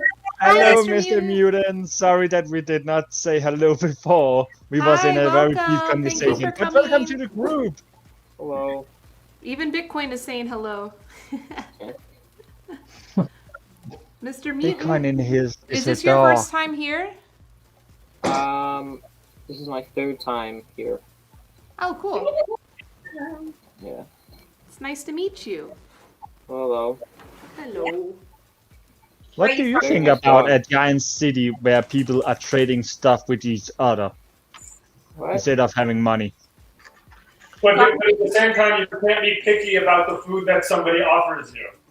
If you don't want it, that's okay. But you're not going to be like, I want steak tonight, and just walk up somewhere and order a steak. You're going to get what's being served.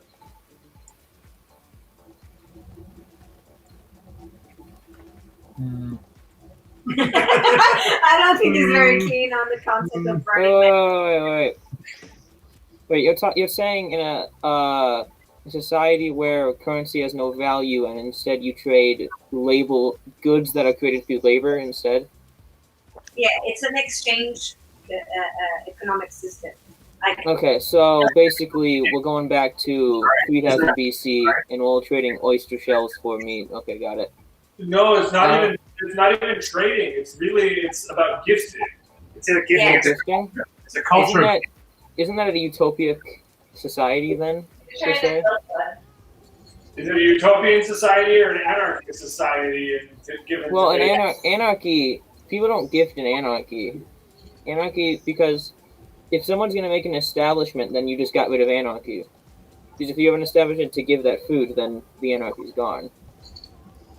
I think it's more leaning on the lines between socialism and a communist society. It's more of a commune, per se, where everyone works together to survive. Yeah. I think it would probably end more in the socialist side, just because it's like the spreading and the community that forms. It's not.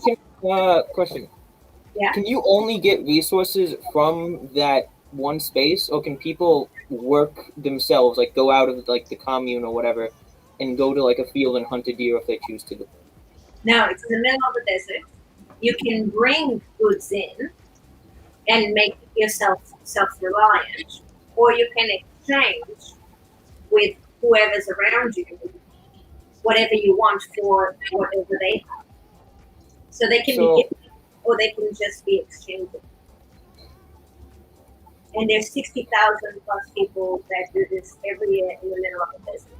So how do you get a surplus then? I mean, how are we getting constantly funded? Because eventually you're going to run out of food. No, it's only for like 10 days. 10 days. For 10 days. Are there weapons of any sort? No. So it's just people, some cooking ware. People, art installations, drinks, drugs, music. Everyone has a bike or a mode of transportation because it's huge. Yeah, the only two things that you can buy is ice and coffee at the main tent. And that's it. Everything else, either you bring it with you or you exchange for it. Okay. It's a pretty amazing concept. And the fact that it's the only problem is that, like, if there's no authority in any manner, there's nothing stopping someone from stealing or crime. No, there's the ranger system. No, they're technically speaking, give me a second. If everyone had equal things, like if the same meal was made for everyone, no one would and everyone got was full fed, there would be no stealing because there's not like a divergent in meal that would be a want. So technically speaking, crime would probably might not even actually happen if it's that perfectly simulated per se. Basically, over that 10-day period, there's an abundance of everything. Everyone's So it's basically you're just thrown into a bar with infinite resources. yeah. Yeah, you can go to one of the bars that are set up. Yeah. Okay. There's just resources over that period. There's nothing that's going to stop you from going and being a total asshole, except for if you do, somebody's going to be a bigger asshole back to you. Yeah, it's a culture thing. So you go there, you buy into that whole culture, going into it, understanding that, you know, it's a gifting society. It's like a gifting economy. People will constantly will give you things and expect nothing in return. And therefore, you can go around and you can end up having a beautiful meal for nothing.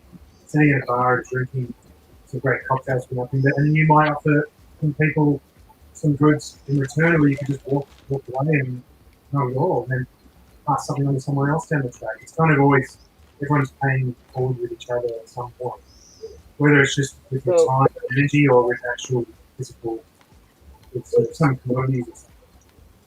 So what's the point of going to this place for 10 days? What's the incentive?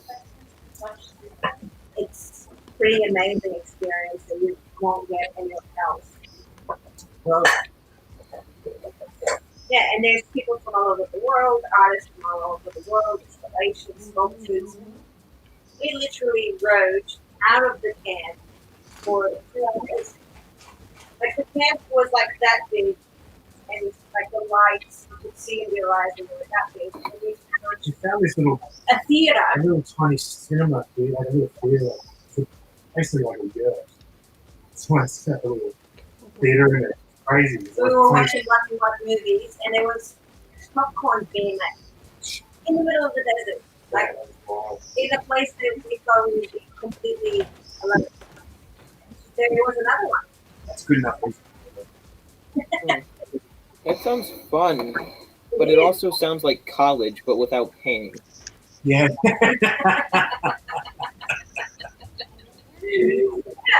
Basically. I gotta go. I have dinner, so I'll maybe be back in like 30 minutes. Okay. Bye. Bye. Bye. I need to go and get some food. Doing it up. I mean, it's not Burning Man. I thought, bye. Did we lose Mr. Mutant? Yeah, he went to get dinner, but he will be back later. Oh, sweet. Maybe. Awesome. I wonder, I never met him before. Have you guys met him before? I think he, like, I got you to rate an artist at some point. I think he's from that community. Cool. Very cool.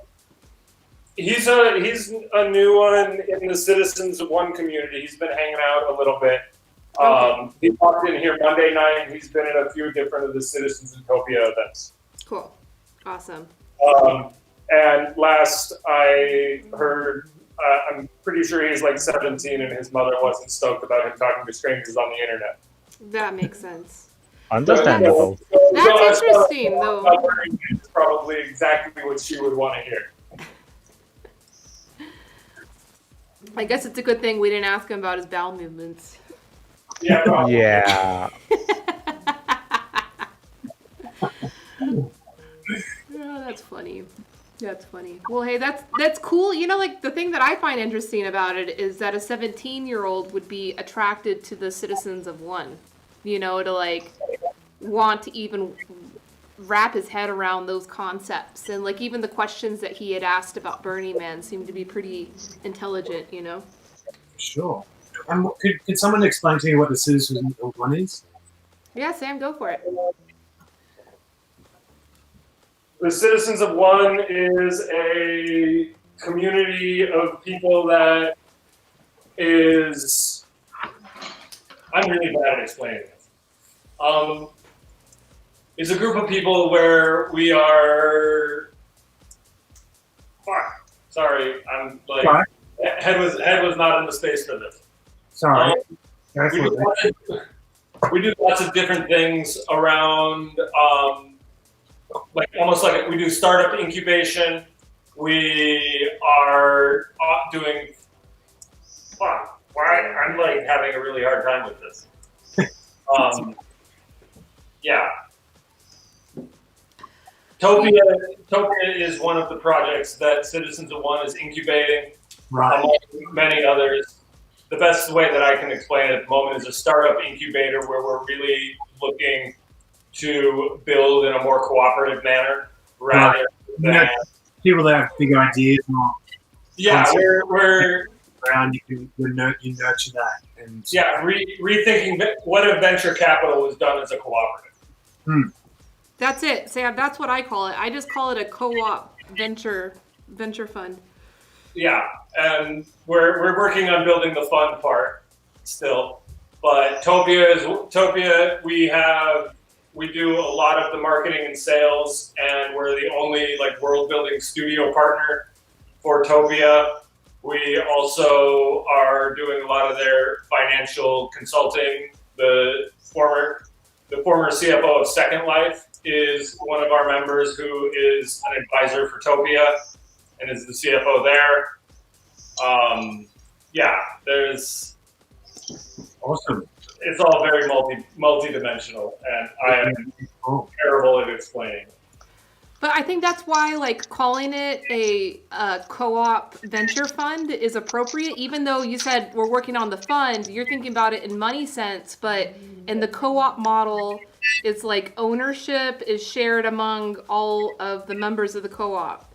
And so when you think about a fund, and then the co-op model, it's like the fund is like the value is not necessarily in the money. It's in the efforts and ideas and money of the members, right? Yeah, so that's where the 6 different types of capital come in. So we measure value and contributions in 6 different ways, not just looking at financial capital being money or natural capital being our time.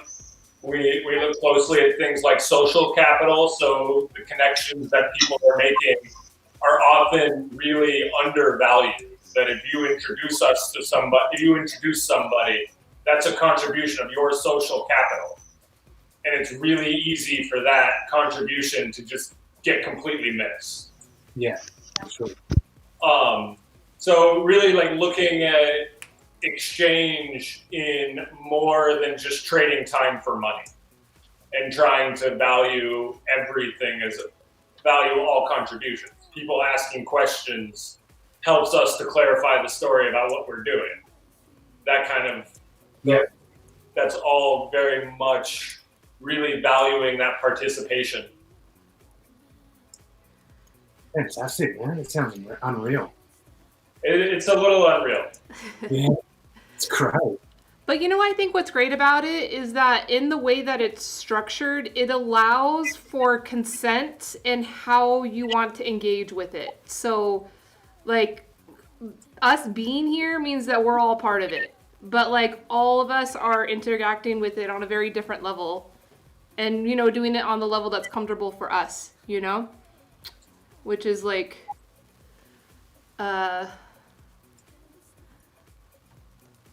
yeah, just, it's a really cool, transparent, peer-to-peer exchange of value. Yeah. You know? And But it's hard to their explain.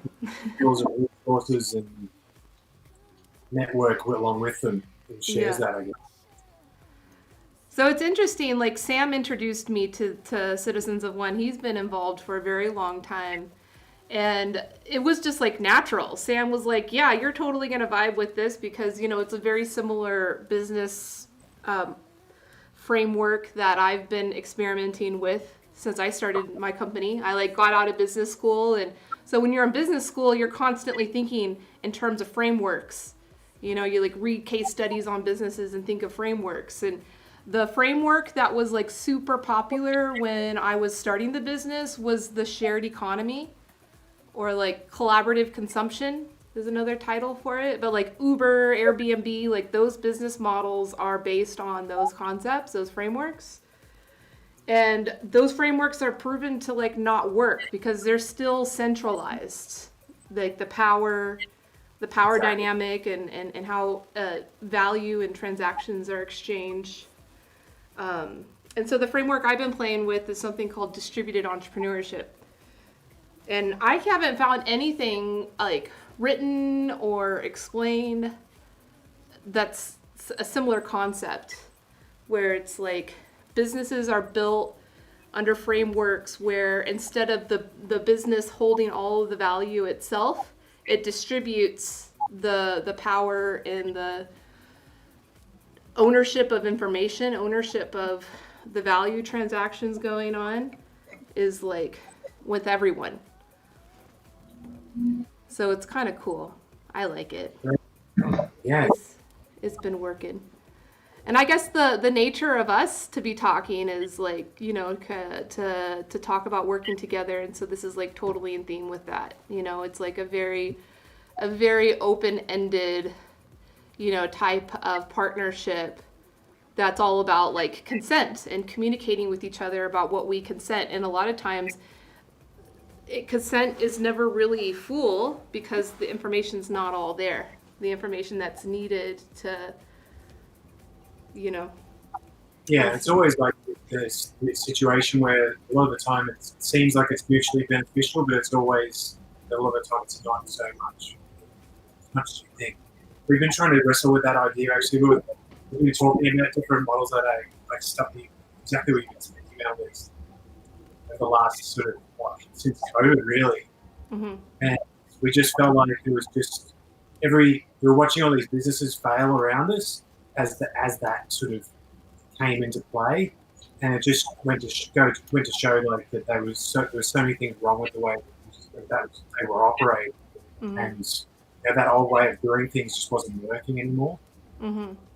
It just seemed like it's just tilted one side way too heavily at the moment. And I think if you can work in collaboration and in cooperatives and in those sort of more mutually beneficial relationships where you're sharing resources and you're sharing not just it's not about money. It's not always about money. You got to give value to these other things that you bring to the table. Mm-hmm. Yeah, or a lot of it is about like learning how do we make it so that this doesn't have to be a zero-sum game. It's not we can develop relationships that are symbiotic. Yes. Where everybody wins. But that requires a lot of get out of the way. Keep moving. That requires communication being done in an open and honest way, and it requires not being greedy and like there's things that you need versus things that you want, and like really being able to just be open and honest about where you're at, and learning how to express that fully, learning how to be able to listen and hear what others have to say.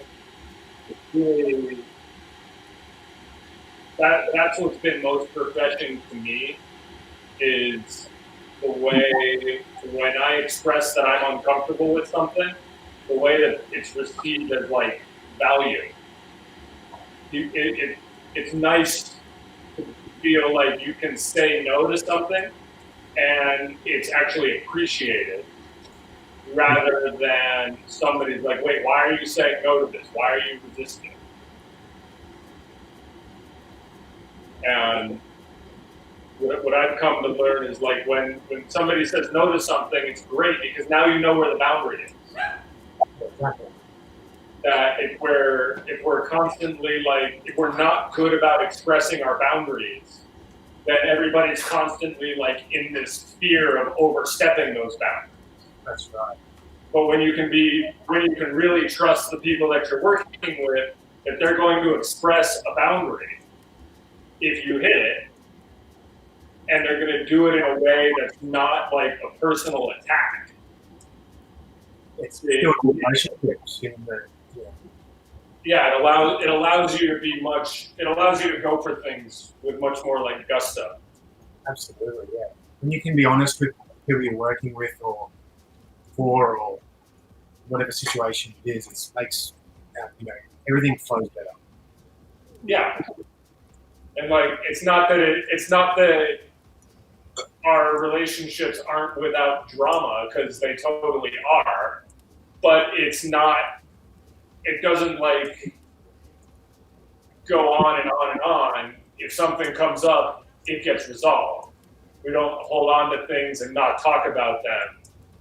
The agreement is basically like, yeah, if shit comes up, we're going to talk about it and figure it out together. Yeah, for sure. Awesome. Love it all. Hey, I have to take off. I mean to interrupt. Can I feature one last One last word. Yes. Yeah. The great pair beers. One last time. I believe, Jeremy, that you're making a lot of people smile around the world. You don't even have You made me smile for weeks. Like, You look exquisite.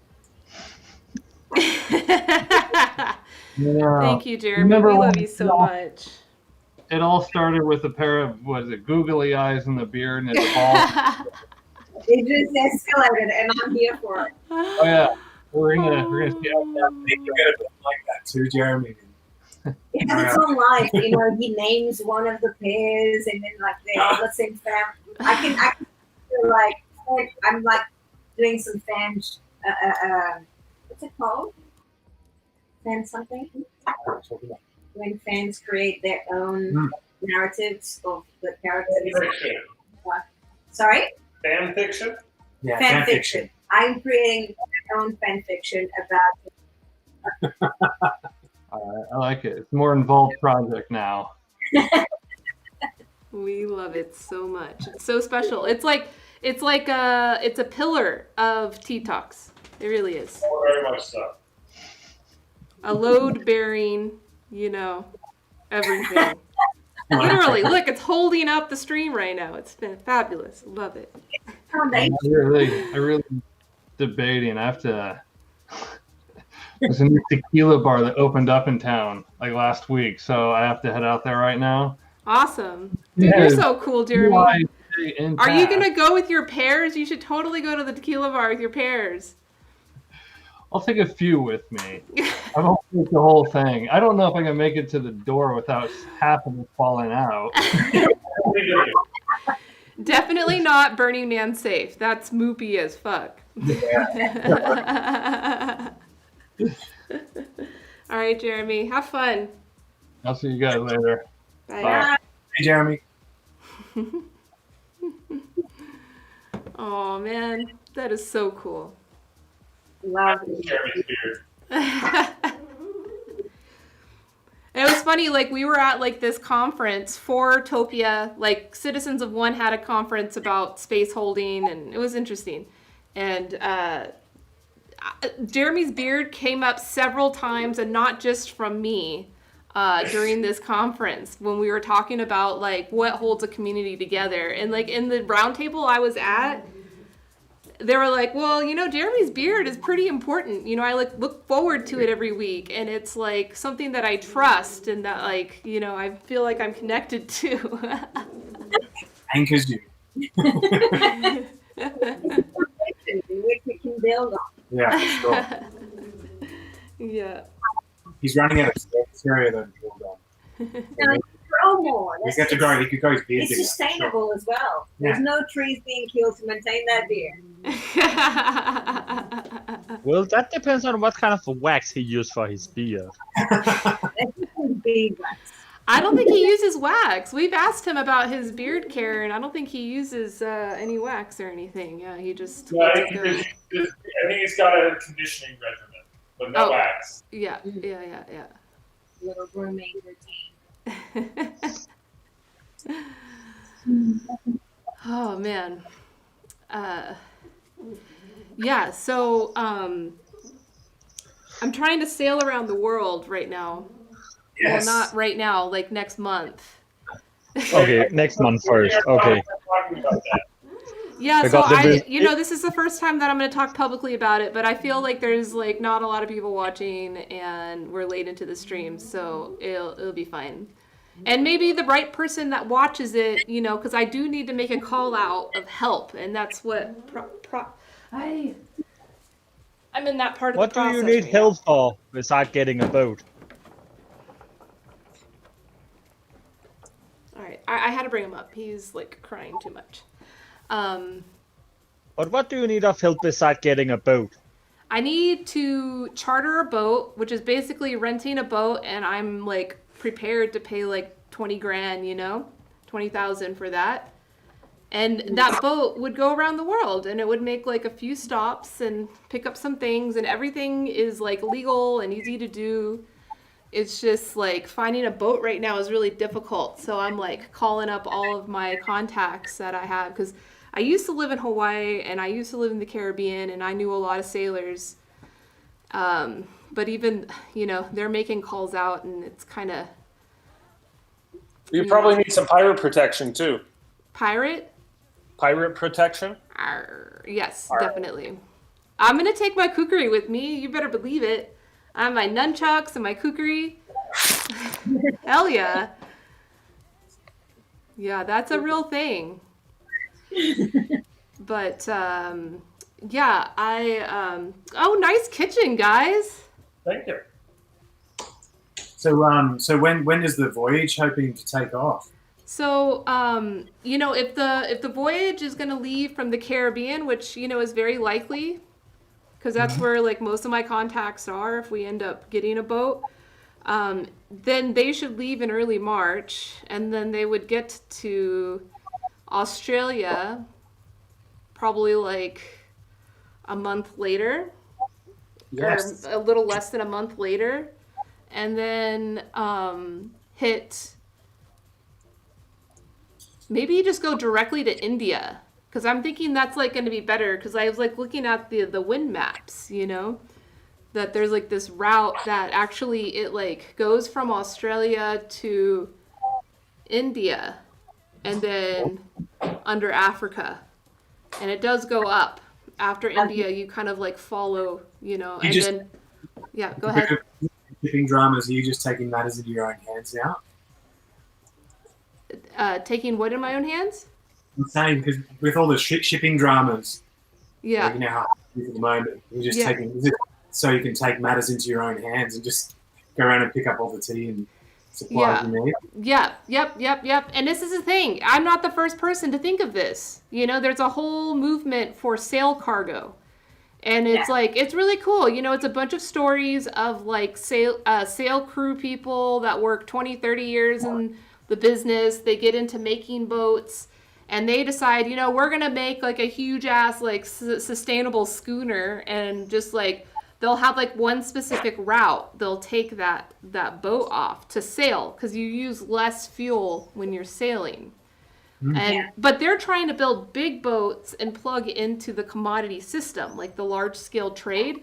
And what I'm thinking could work is we could because we're trading in such high value product that, even 5 tons of product is totally worth the cost to sail around the world to pick it up, because, the product is higher value versus like if you're trading like in commodities, the only way you're making any type of money is through quantity. That's why those like barges with all the containers is the common way, but like all of the economics on that do not line up like within 10 years. And then the pandemic has really put like a big pause on the shipping container business. Like in China, for every 3 containers that leave, only 1 comes back. And so like their demand for exports has just shot through the roof because of pandemic. People at home shopping at home and whatever. And so there's like warehouses full of stuff at the ports in China that are just waiting for new containers. And there's like months of backlogged, shipments. So, if you're going to order something to ship out of China in the spring, it's potential that you won't receive it till like the next year. Yeah. Well, we received some tea just recently. It took 7 or 8 months to get here. Yeah. Because there's been some dramas, not only with just the backlog, but with customs here pulling up. They never used to even bother with tea in Australia. It's basically considered a low risk product, so it comes straight through. But we've had stuff come in get sent back, come back again, get sent back, and then finally got in. And it's just, I can't see that being, I'm glad we weren't super reliant on that shipment to keep our business going, but I'm sure some other people were. Because I know of one guy who had a tea house in Melbourne, and he's closed it up, and he's just operating online now because not only because of the pandemic, but he wasn't getting any of his tea in either. So he wasn't having the turnover he had before. Interesting. Yeah, that's going to be a problem. So yeah, that's why there's an opportunity. We could take it in our own hands, Yeah, absolutely. That's a fantastic idea. As Hungry Wolf says, very Dutch East India. Oh yeah. I joked with my friend. So I have a friend that's kind of like advising me on this project. They are, well versed in international powerful business and whatnot. I joked. I said, my business is going to be bigger than the East India Company. Definitely. That would mean that you need an army. You need and Sam is back. Together. Sam's back. And Hungry Wolf. Hello. Hungry Wolf, yay! Good afternoon, everybody. Hello. Thank you for joining us for tea. When would you like the Maiden Voyage to head out? It is very nice to see everyone. Yeah, it's good to see you too. Nice to see you too. What was your question, Brad? I'm sorry. When are you in Europe? Yeah, when do you think the Maiden Voyage will leave port? If it's going from the Caribbean, it would have to be early March. Yeah? Mm-hmm. Perfect. I'm in. Yeah, but if it passes, so, yeah, maybe. Because we need a crew, So, like, if you come with us, you got to be, like, crew. You got to be, you're ready for that. I mean, when I was reading that thing, that's what you said, right? You said that you'd be part of our crew to do it. Isn't that so funny? Because that was the freaking prophecy in that freaking report that I was reading. And you were there. Yeah, I know. So cool. We were talking about the first modern sail ship will ship tea in 2021. We were talking about it the day afterwards and saying that's actually very interesting to go in that direction with it, Yeah. That way for the days of the China Clipper. Yeah, the Clipper. So we're going to bring back, and that's going to be days. the whole story. Like, I'm thinking that, like, within, like, by next year, we'll have a Clipper. Or maybe 2 years. Maybe in 2 years, we'll have a Clipper. For now, it can be a yacht. That's cool. Yachts are cool. But, because the Clippers are big. Like, you get into that, and you're talking, like, 500 tons, which is a lot of product, Yeah. Can a lot be, of product. Especially if you're shipping things to actually be a pirate and then take over your ship. That's why I gotta have my kukri and my nunchucks. Yeah, definitely. Yeah, I do not believe that's gonna work against machine guns, but good luck anyways. Yeah, well, we have AI and intelligence, and we'll be fine. Well, guys, we just need drones. Yeah, we have How algorithms. will your AI help you when someone keep a shooter to your face? Yeah, because then just hire me as security. I'll take care of it. that friend, that I am not without friendly experience. ship will It have matters already less. been detected before it comes, Something like that. Like a radar. Like satellites and things like that. Yep. Have you, Man, he's gonna sink. It's gonna sink. Ted, you're terrible. But you know what? I want a live stream, so that's gonna be an important thing on it. I want to live stream like every day from the freaking boat, and create an audience. It would be so much fun. It will be fun for all the time that you have to be live streaming on the boat. Yeah, I wonder right. how a connection, Satellites, mobile connection. It would be horrible. I'm thinking that if any of you guys are friends with Elon Musk, we could talk to him, and he'll have something for us to use. He's the last person that you want to get involved in something that actually might work. But if you want to be able to sell the stock, then maybe you do want him involved. Oh God, he's such a mess. How's his Skynet? Because or is that what it's called? It's called Skynet in What, you mean the Hyperloop thingy? No, Or... his internet, satellite internet. Oh, project. that one I didn't know about. Yeah, that's what I want to ask him about, because I heard he's good. He's like, people have it already, and the reviews are that it's very fast, it's very good, but it's like it's a static satellite that you attach to your place you want connectivity, and it connects with like satellites that are all over the world, and you can get high speed internet anywhere in the world. So we just need a dish. Yeah, attach it to the boat, and it's like. But then you will not be static. It will not be static, yeah. So that's what we got to talk to them about. I think that probably the technology will be there for you to do something like that. My fear is mostly how seaworthy a boat that has to travel in high sea. If you want to sailing, if you want to use wind power and use the wind instead of motors, you have to look around the currents as well. And yeah, you need someone that is very experienced. Yeah, definitely going to hire a licensed skipper, and maybe like that's a captain. Yep, it's like that, and then maybe like one or two other experienced people that have already sailed around the world a couple of times to be with us, and then we'd be the rest. Harder to find than like a pilot and a navigator are probably relatively easy to manage. It's the mechanical side of nautical operations that is probably harder to get a hold of, and finding competent practitioners that aren't like hopelessly out of practice. Yeah.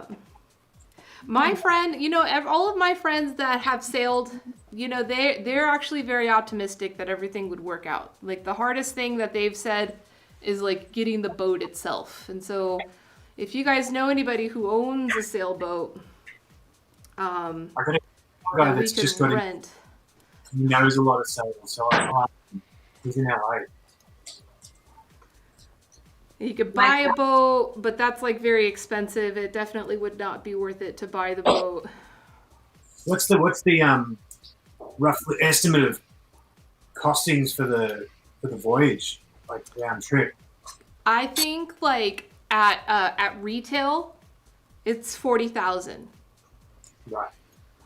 So I'm thinking if we figure it out ourselves. Because at the last minute, yeah, sure, I could rent, but that means I'd have to rent like a luxury yacht. Yeah. It'd be $40,000. It'd cost $40,000, I think, to do that. And that would include all of the crew and everything, but it would be luxury. Yeah. Which we don't need. We don't need that, like. I want to start out in luxury. Hang on a second. I think my chicken's done. All right, man. Go get the chicken. Yeah, this could definitely work. At least I could see it happening. I can definitely see that there is there's logic to this rationale, and I think that if you're able to do it, it's always better to be at the forefront than to be one of the last people to get involved in. If you have the ability to move that amount of tea as well, then we already know that it's there we go. Sorry, I've got dinner prep working in the background. That's cool, man. Sam, it looks like Sam and Hannah are cooking. We got some butternut squashes. Yum. Oh no, you're doing them without gloves on? Oh, the poor squash fingers. What's wrong? Wait, what's wrong with the squash fingers? Oh, if butternut squash have an enzyme that's released when you start peeling it that reacts poorly with human skin. You're gonna get dry and cracky and tacky. If you I hold already it have dry, cracky, and tacky skin. Oh, well then never mind. It's just one of those things. When I'm not in a pandemic, I teach in a cooking school, so I have all of those tidbits in the back of my head. What cooking school do you teach at? I teach in there's actually a local supermarket chain called Draeger's that has cooking schools in several of their branches. I teach in those. I guess I'm their Asian cuisine specialist. Sweet. But I pretty much do everything. Nice. Where are you from, Henry Wolf? Well, originally Jersey, but right now I live in on the outskirts of the San Francisco Bay in California. Nice. And you still have a lot of classes? No, the cooking school's been closed since last March. Like, I've been equal parts unemployment and busking. What do you do for busking? Tamales on a folding table outside by the highway. Street food? Seriously? Yes. Excellent. Yeah, sometimes it's tamales, sometimes it's pupusas, sometimes it's whatever.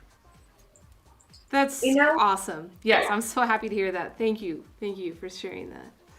I mean, I do kind of have to be light on my feet because sometimes it's not the best neighborhood. So sometimes I'll sell to whoever has the money, I guess. But sometimes I got to pack up and go in a hurry. Yeah. That's so cool. There's something that has really picked up here is the chef experience. So people hire someone to come to their houses and cook for them and give them like a chef. Oh yeah, for sure. I actually used to do that too before this all closed down. I'm on a website called Cozy Meal, and a lot of times doing in-home cooking classes for small groups. Although I've heard that I'm not sure if it's still there, but in France in particular, there's a service that's basically like Rent a Grandma, where where they will come over and cook you a comforting meal while doing grandma things. That's definitely.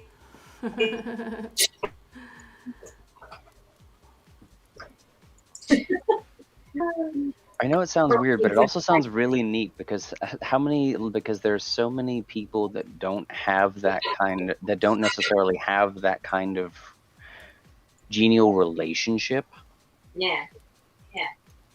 I think it's part of the whole concept is like for the grandmothers to have interaction with younger people and to just prevent loneliness, and for people that don't have either their grandparents alive or don't get along well with their families, it also be a way to find that connection with something different.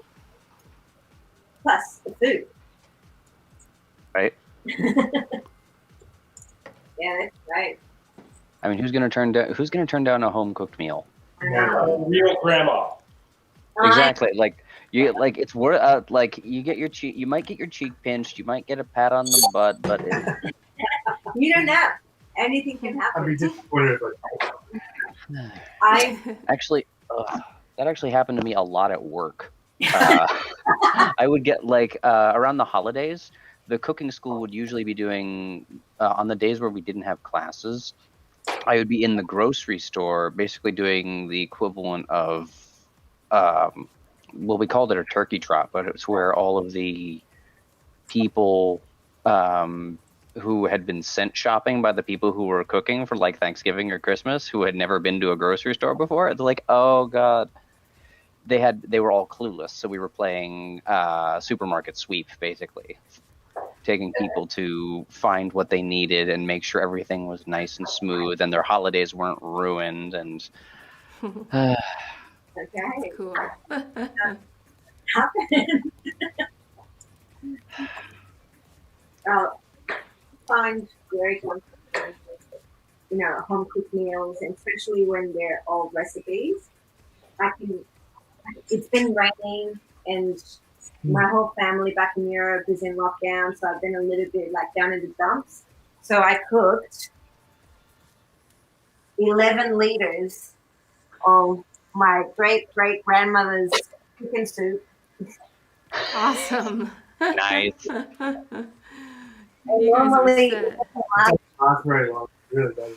it's just the two of us, but if it's in the kitchen, it doesn't matter what time of the day or night it is. Even if you get up in the middle of the night, I can hear him slurping, eating from the pot, and I do the same. Like if I come out of the room, No. I come to the kitchen, and I'm like, yes, just a little bit, and you end up spending like 5 minutes eating cold chicken soup. Totally worth it. I can though. hear you slurping. I know what you're up to.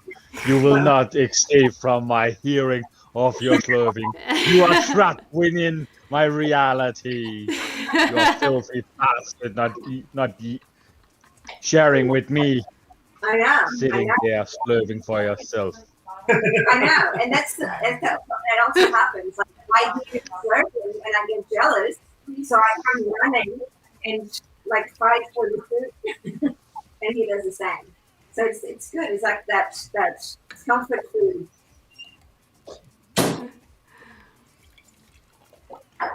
Yes. Oh boy. Suddenly good news. Yay. Chicken's ready?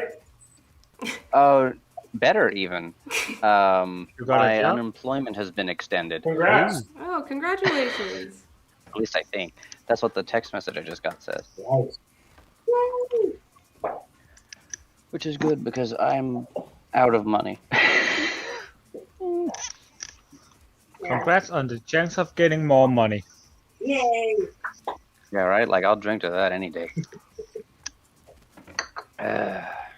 Cheers. My tea is still holding up. Still looking good. It's still golden brown. Yeah, it's pretty.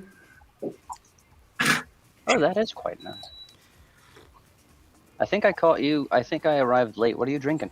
I am drinking a small batch show pour from Nanoshan. Oh, okay. Yeah. Do I know which one it is?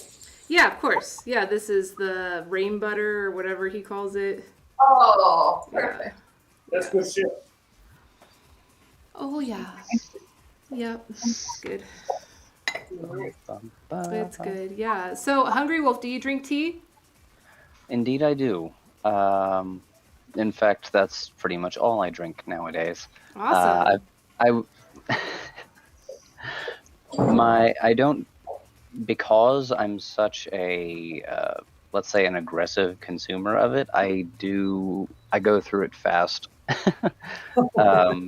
But I also have access. There's a Tenren shop not far from my house, so I keep my You my want to know stocks up to something date. interesting about Tenren? Hmm? 99% of their tea is grown in Vietnam. Why am I not surprised? Isn't that interesting? It's like the national pride of Taiwan. It is. It really is. Like you go to a business meeting or go meet with a friend. Like Tenren is like kind of the national pride gift to give.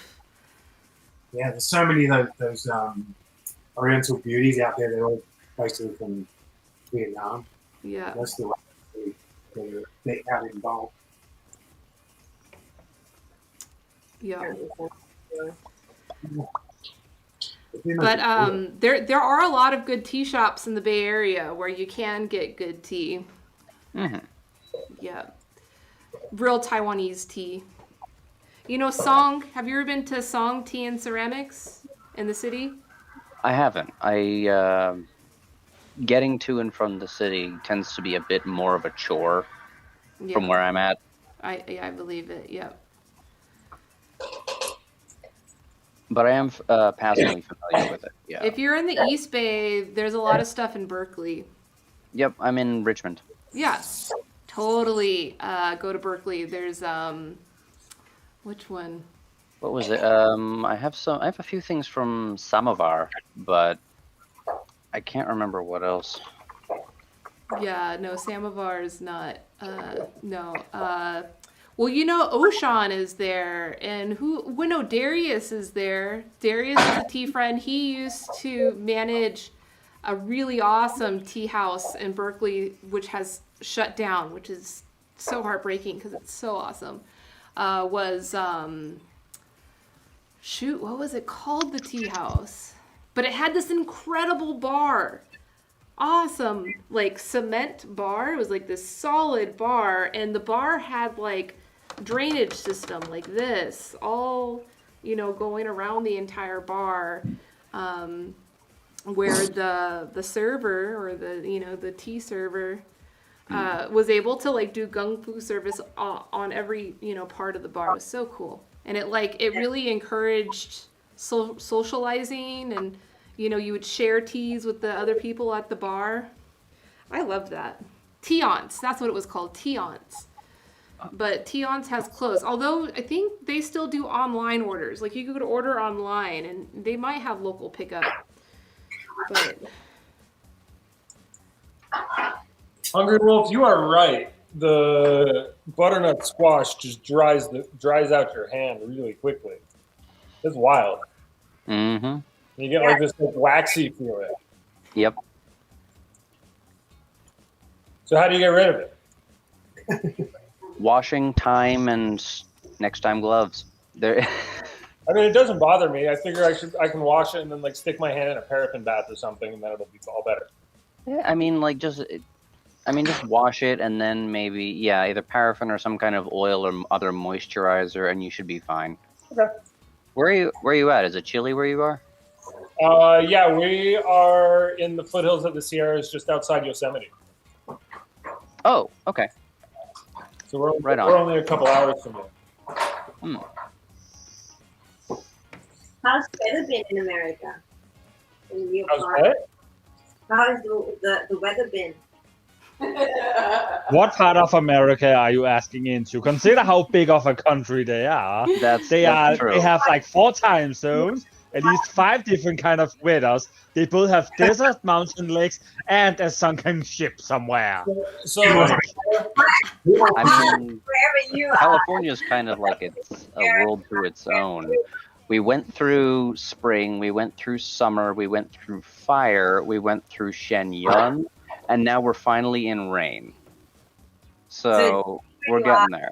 We're like, it actually started to rain, which is great because we've had this horrific drought for the better part of a decade that has dried this place to the bone. Like, I mentioned fire as a season a minute ago, and I wish I was exaggerating. We're in Australia, so we know. Yep. Yeah, you do. Oh boy.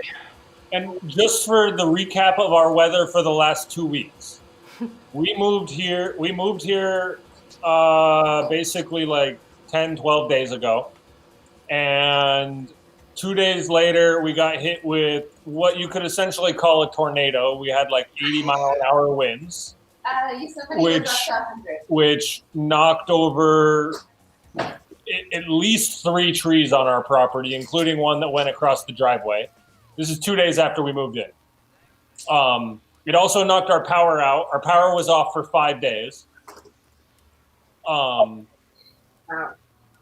Then by the time our power came back on Saturday, Sunday night we got a foot of snow.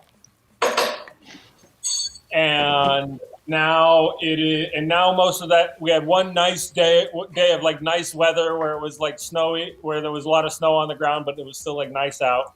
Then it started raining. So now most of the snow is gone, and it's all just kind of been washed away by this like constant rain. Sounds about right for where you're at. And then we're supposed to get another foot of snow before like the end of the week. We're not getting much snow down here. We're more about the rain, wet, and like typhoon, almost monsoon typhoon tier winds. Like We've had our fence damn near blew down, and several fences in the neighborhood are in many, many pieces. Wow. I found like the remains of like 3 hobo camps on the hillside behind our house. Oh man. Which, of course, in any other place that would sound terrifying, but here it's just the cost of doing business. You guys have some really unlucky weather conditions. For me, it's just been sunny skies. I haven't really had any clouds, and it like the worst thing that happened was it rained 3 inches. I mean, not rained. It snowed 3 inches, like 2 days ago. That's Where in the country are you? Illinois. Oh, right on. Rural or urban? Suburban. Hmm. Hey, you want to know the fun fact? Because we're talking about weather, the United States is the only country that has the 7 main environments. The only country. Oh yeah, that makes sense. Yeah, we have When you factor in mountains, deserts, tundra, everything. desert. I'm pretty sure it's tundra, desert, mountains, plains, forest. Is rainforest one of them? Yeah, rainforest is one of them. Tropical. Or is that yeah? And subtropical, maybe? Yeah, and then it's tropical. Yeah, like that. It's like, ugh, Florida. Blech. You know what's something fun about Florida? Florida's the only state. So the reason why Florida has such a bad rap, even though it is not really the best There's state. a list of reasons that Florida Yeah, has. the funny thing about it is that Florida is the only state that has open police records after at least a week after the initial arrest. And that's why there's so much like information on like the Florida man, Florida woman does something. It's because it's not like it doesn't have in other states, because you could assume like Colorado and Cali have a lot of crime too. Chicago, New York, all those places would have a lot of crime, maybe as their cities, but you don't get to see it because they're much more confidential with that information. To be fair, the Florida man main type stereotype that we have access to. It's 100% true. Really, Yeah, it's not wrong. It's not not like wrong. the whole like type in the day, like the day of the year you were born and Florida man, you will get a story and it'll be a good one.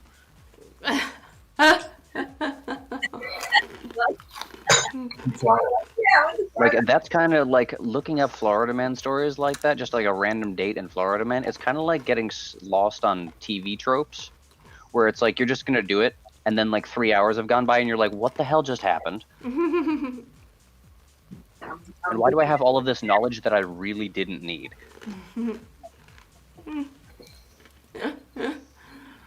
That's funny. Can you get something? Yeah, I got a few. Trying to find the best one. Are you guys looking up your stories? Stories? I had two. I was looking at one of them because I already did this one time a long time ago. There's a couple of them for mine. 16th of March, 2020. Florida man gets naked and throws rocks at passing cars. My 3 best ones are a Florida man was sitting on top of a traffic light pole and was breaking the traffic lights while he was sitting up there. Another one was that he convinced a morgue that the wife of a murdered family was still alive, so they had to like pull it all out and do like another examination. And then the third one is that a Florida man had like a whole like planning board of how they were going to break in the Capitol, and this was like 2 years ago. Wow. Proceeds current events. I know it's crazy.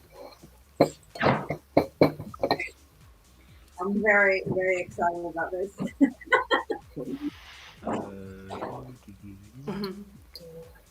All right. Hey, so Hungry Wolf, you stream, huh? Trying to. Although my laptop actually died. This is a loaner, so my attempt to debut kind of shot itself in the foot. I see. I have a couple of VODs that are on my Twitch channel But I am still working out the kinks, and I still need to find cameras and tripods and stuff that pretty much all of my equipment for putting together my stream was borrowed I see. for experimentation purposes. So polishing and actually getting my stream going is still on the to-do list. Cool. Well, I followed you, so whenever you go, neat. I'll watch. Yeah, I'll be watching you. Wonderful. I'll raid you if it happens. If it's able to happen, it'll happen. Thank you. I very much appreciate it. Yeah. You should, Tef also streams. He's fun. Yeah? He's really fun. Yeah. Excellent. What are you I cooking have made tomorrow, hummus Tef? as well. Well, tomorrow, or like in 16 hours, I will be cooking lasagna. Oh, lasagna. Yeah. And You I will doing- just... Question? No, go ahead. Well, I will just making a big amount of it because like I plan to like make enough so I can get something to eat for dinner and freeze the rest down so I do not need to make lasagna again until around summertime. Oh yeah, totally. Yeah, 100%. Like, you don't make a lasagna for one, you make it for an army and you shelve it, or you eat it for a week and a half. Exactly. Until you're so sick of it. So, but I've decided I'm gonna make for an army and then shelve it, and then I have at least enough until summer because like last time I made lasagna, that was back in the autumn, and since I was not eating at home every day, I did not have the option to like go to my freezer and be like, do I have lasagna or not? But since I did take the last piece Monday, it's about time I make something new. I was gonna ask, do you portion it out ahead of time, or do you just freeze the whole tray? But it sounds like you portion it once it's cooked. I make a big portion, and then when it has been cooling down, I cut it into smaller amounts, and then I freeze them down because then I do not need to take the entire tray up and try to cut through the ice to actually get it to the potion. Yeah, you need like the chainsaw. Yeah, that's not really. Wait, did somebody say chainsaw? I've got a chainsaw. Yeah, but it will take too long time to get it to my home, so I can use it to cut up lasagna. I mean, I'm still waiting on the waffles from you, Tef.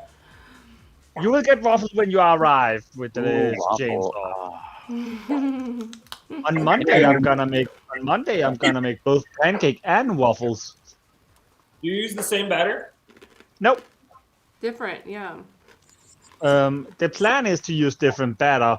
Like I could use the same if it should be because they're basically technically the same thing. Theoretical, but like the batter I use for my pancakes tend to be more liquidy than the batter I use for my waffles.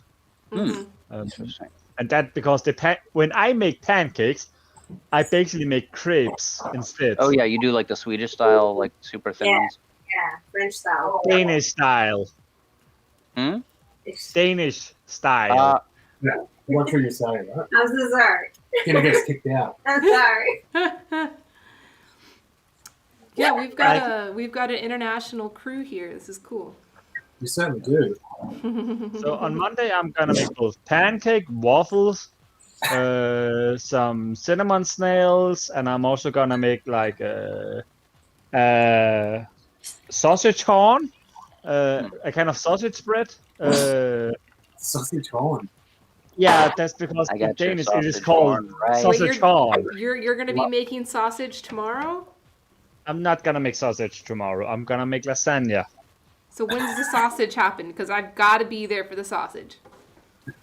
I'm not gonna make the sausage. I'm gonna bake the sausage into bread. Oh, but you'll be handling some sausage on stream. Yeah, I will be doing that on Monday. Okay, on Monday. Okay, I'll be there. So, to I'll be be honest, there to for support you. No, Elias, for you it will be on Sunday. Okay. Okay. Yep. I know Because about your I will Sunday. be- But don't you because I'm usually gonna- play games on Sunday? Don't you usually? Yeah, on Sunday, I'm gonna cancel my gaming stream because I am in a meeting from like morning to evening. Okay. And then when that meeting is done, I'm gonna go to sleep as soon as the meeting is done to get some hours of sleep. And then when I hit 11 or like I didn't know you sleep, Chef. what? I didn't know that you sleep. I do. Sometimes I do sleep. And It's this very time I regimented and planned. Yeah. Because like then at 11, Ingridiality start to stream, and then I will be there to moderate for the first hour while I set my kitchen up. Because like when I hit midnight on Monday, which will be 4 p.m. Mountain Time, then I will start streaming, and then I'm gonna stream for 12 hours. Oh damn. Okay, yeah, That's I a remember lot. this. Oh, I remember this. Cool. And I'm gonna bake for all 12 hours, or that is at least my plan. I do fear I'm gonna fail, because I think I'm a slow worker in my kitchen. That is what I think, but I do fear that I'm working faster than I actually think I do. So like if I think I work at speed 1, I in reality work at speed 3. And some stuff might go faster than what I've been experienced before. So you're not going to have anything of that. This is something that I prepared earlier and have all of the ingredients all chopped up already. You're going to do everything in the live stream. He's The got 12 only- hours. I Right? got Like 12 hours. So like I'm gotta gonna fill make those hours. I'm gonna make all the dough myself. I'm gonna chop up the fruit. I'm gonna like if I had a pasta machine, I will make my own pasta too, to a certain degree. I have not reached the point where I've been making sausages from scratch yet, and I will probably not do it for now. You I can't mean, but- pipe your own it's not that bad. sausage? Like, if you want to just skip the casing and do loose sausage, it'll be fine. But Yeah. I mean, a nice long sausage has its perks. Like a sausage Cheers in to that. skin is something that's great. Like Oh, I know all about that. and like a bigger sausage is better to handle than a small one. Got you all. Yeah, Dirty-minded small people. sausages are just the worst. Yeah. In Portugal, instead of the sausage and bread, we have the chorizo inside the bread and baked inside the bread. Mm. So you can make it with all types of sausage, Mhm. Yeah. curated, fresh, whatever. Yeah. But I do try to like when I stream food, I do try to bake it from scratch so much as possible. But there's also just time where I say to myself, Tiff, making this from scratch is stupid. Why do that when you can just buy it and it is just as good? So like stock and bouillon cubes, like I'm not gonna make them myself.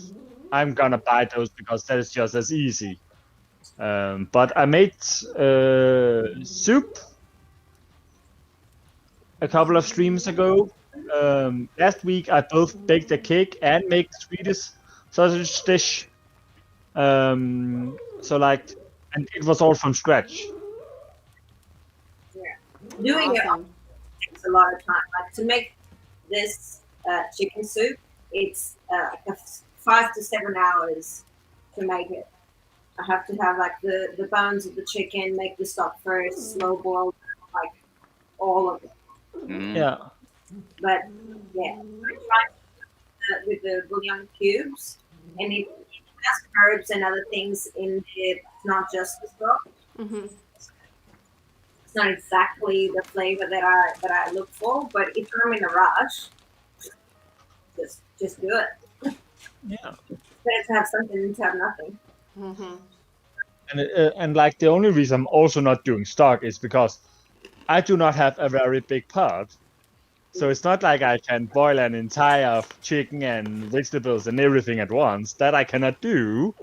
So Since I do not have a pot for it, I cannot make a stock at home, sadly Wait, enough. you never got the Instapot? I have not gotten an Instapot, no. Get the Instapot. We're How large? for the longest time, but they are pretty awesome. How large is your large roasting pan? One more time? What? My frying pan? No, a roasting pan, because it's actually fairly easy to make stock in the oven. I do sadly enough not had to have one of those. So any large vessel will do as long as it can fit in an oven and not melt or burn. Actually, Well, what pan do you make your lasagna in? That's probably big enough. You know, just roast some vegetables in the pan, cover it with water, put it in an oven at say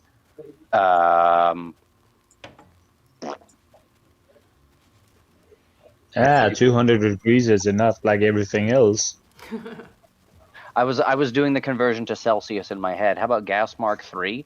Or well, I say 200 Celsius in 200 degree in Celsius. Because like when you work with food in Celsius, you basically have three settings that you use. You use the 175, the 200, or the 225 to 250. Oh gosh, those are the three settings you really that mainly low use. or that high?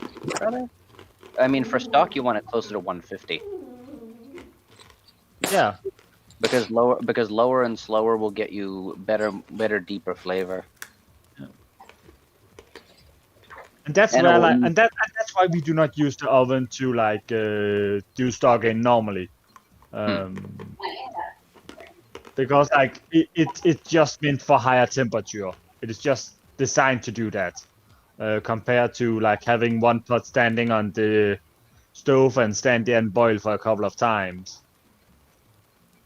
I mean, unless you want to, you know, make stock overnight. That's usually how I would do it. Like I'll get it going, turn the oven on really low, like maybe. Then I would say around boiling point. About 100 C, and then just go to bed. Yeah. And then get up in the morning, and you have to the smell of delicious stock, and it's wonderful. Put it into the oven, set it on the boiling point, and then just go to sleep. Yep. Yeah. With a lid on if you can, to minimize the evaporation. But yeah, absolutely. Yeah, I sadly enough do not have any lids. You need to get the Instapot. That's a restaurant kitchen problem usually. Like we have 6 million pots and no lids because we throw them out. They're impossible to store. Like if we need a lid, we'll put a sheet tray on top. Yeah. I do not even have a sheet tray. Oh gosh. Hey, Brad, did you want to say something? I was just gonna say I've got to go now. I'll speak to you guys later. Okay, cool. Ready. Thanks for hanging out with us. Mafalda, are you sticking around? I'm gonna stick around. I'm just Okay, gonna go to had a delivery of materials. I need to make sure it's not. Nice to meet you, Brad. Yeah, See you thanks. Hey, we had so much fun with you. Yes, I am. Much love, much love. Guess what, guys? I fixed my garage door opener. Yeah, now you can wow, you're open such a it closer. handyman. I figured out that the problem was that the button didn't work, so I ordered a new button, and I just installed the new button, and now it works. Hooray! Yay for being an adult. Woohoo! Motor. This is how you take care of stuff. Hey, so Mafalda, I wanted to, we were supposed to be talking about something, so I'm just gonna talk about it. I asked if you guys wanted to help me out with my next tea festival in the spring. You know, this is like separate than the sailing, but the sailing is like a very large augmentation on it, which is awesome. But like at the very least, I want to like in this festival, I want to make sure like I want to have like different levels of experience that people can have with it, and like the most premium experience will include like getting samples of all of the new teas and being able to taste them from home. from like all these places that we go and like live stream from the different farms. And you know, like I want to include people from other places, not just here in the US. So yeah, basically like I'd like to be able to like send like one big package, you know, to you guys, and then you guys can help distribute the samples to other people that want to be involved. And it'd be cool networking, because then you'll get to network in with those folks too, which is cool. And yeah, Tef, maybe you can help me with Europe. I could look into it. Yeah. Cool, awesome. Yeah, definitely to help in any way that we can. Yeah.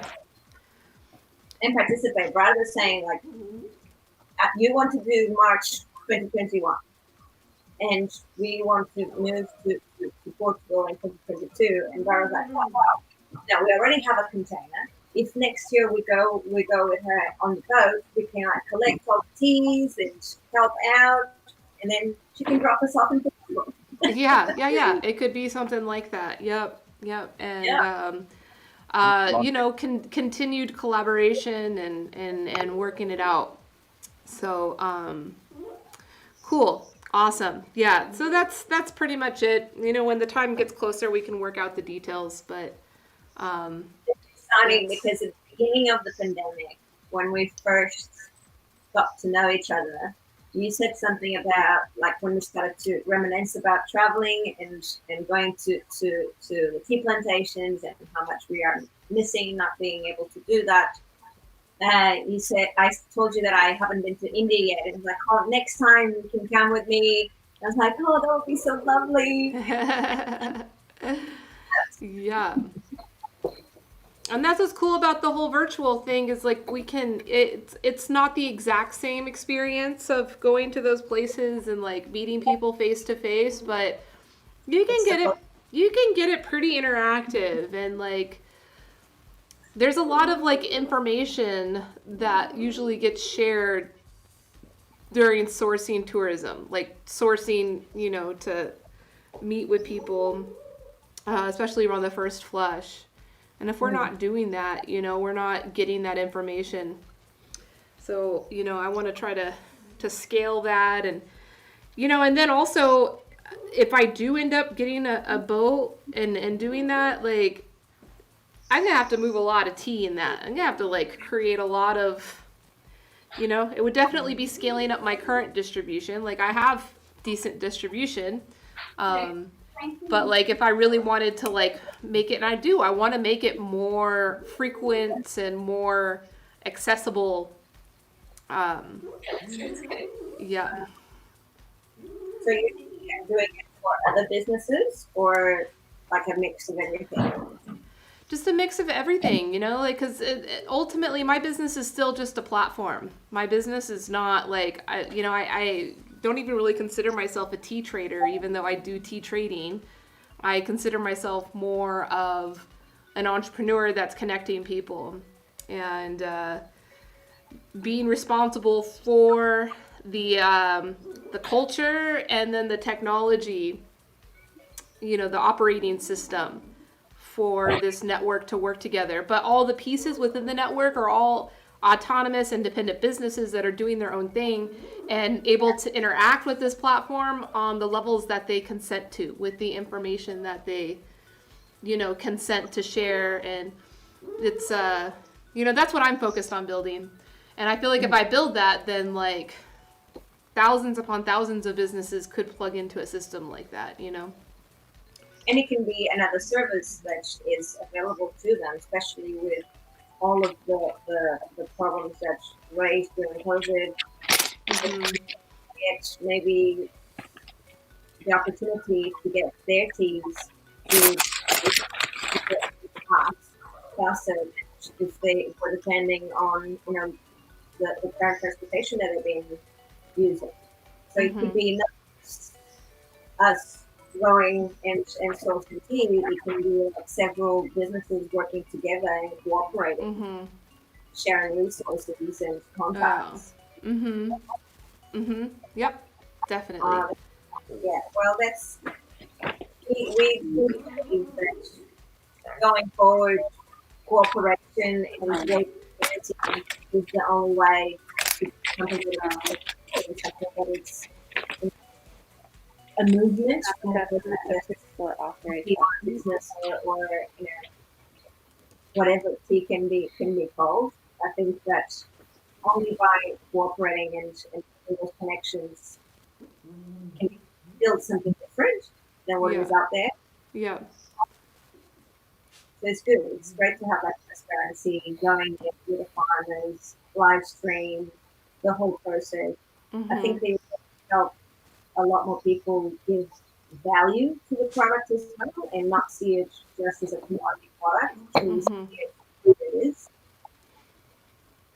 So yeah. Definitely. As always, props to you, Elaine. Thanks, Mafalda. Hey, so what's y'all's like timeline of moving? Are you like solidly making plans now?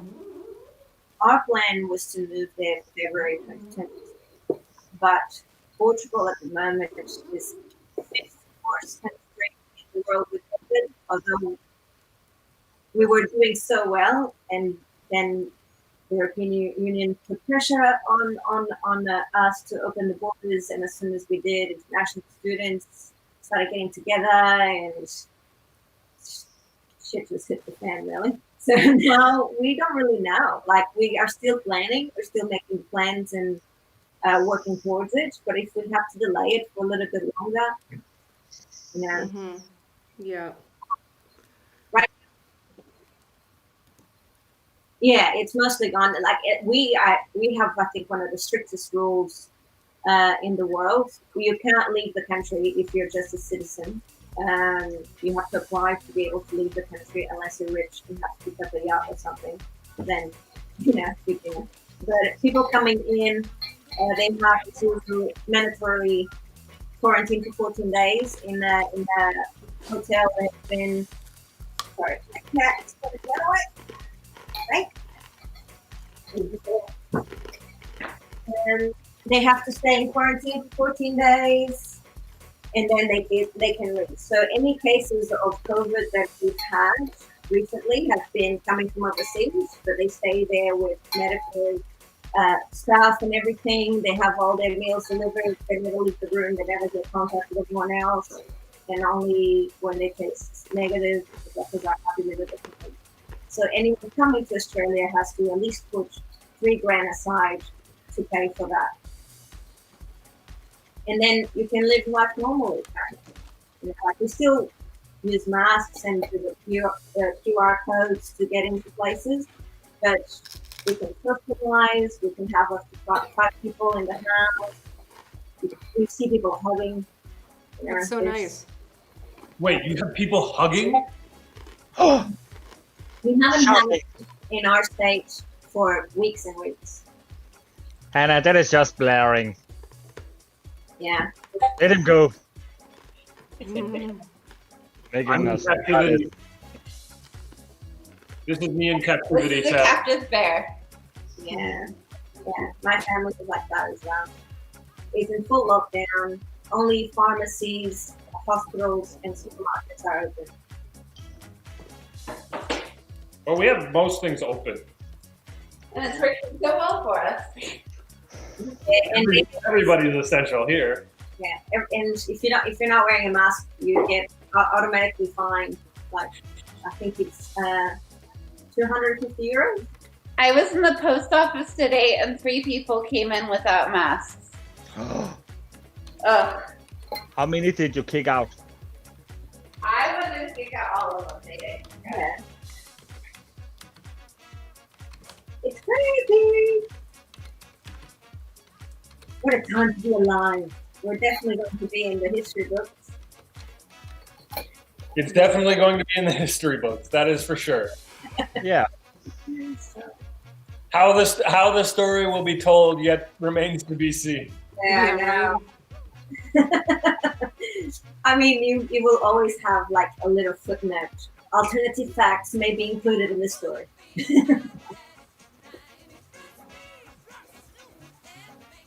How can you explain for the future generations what's happening?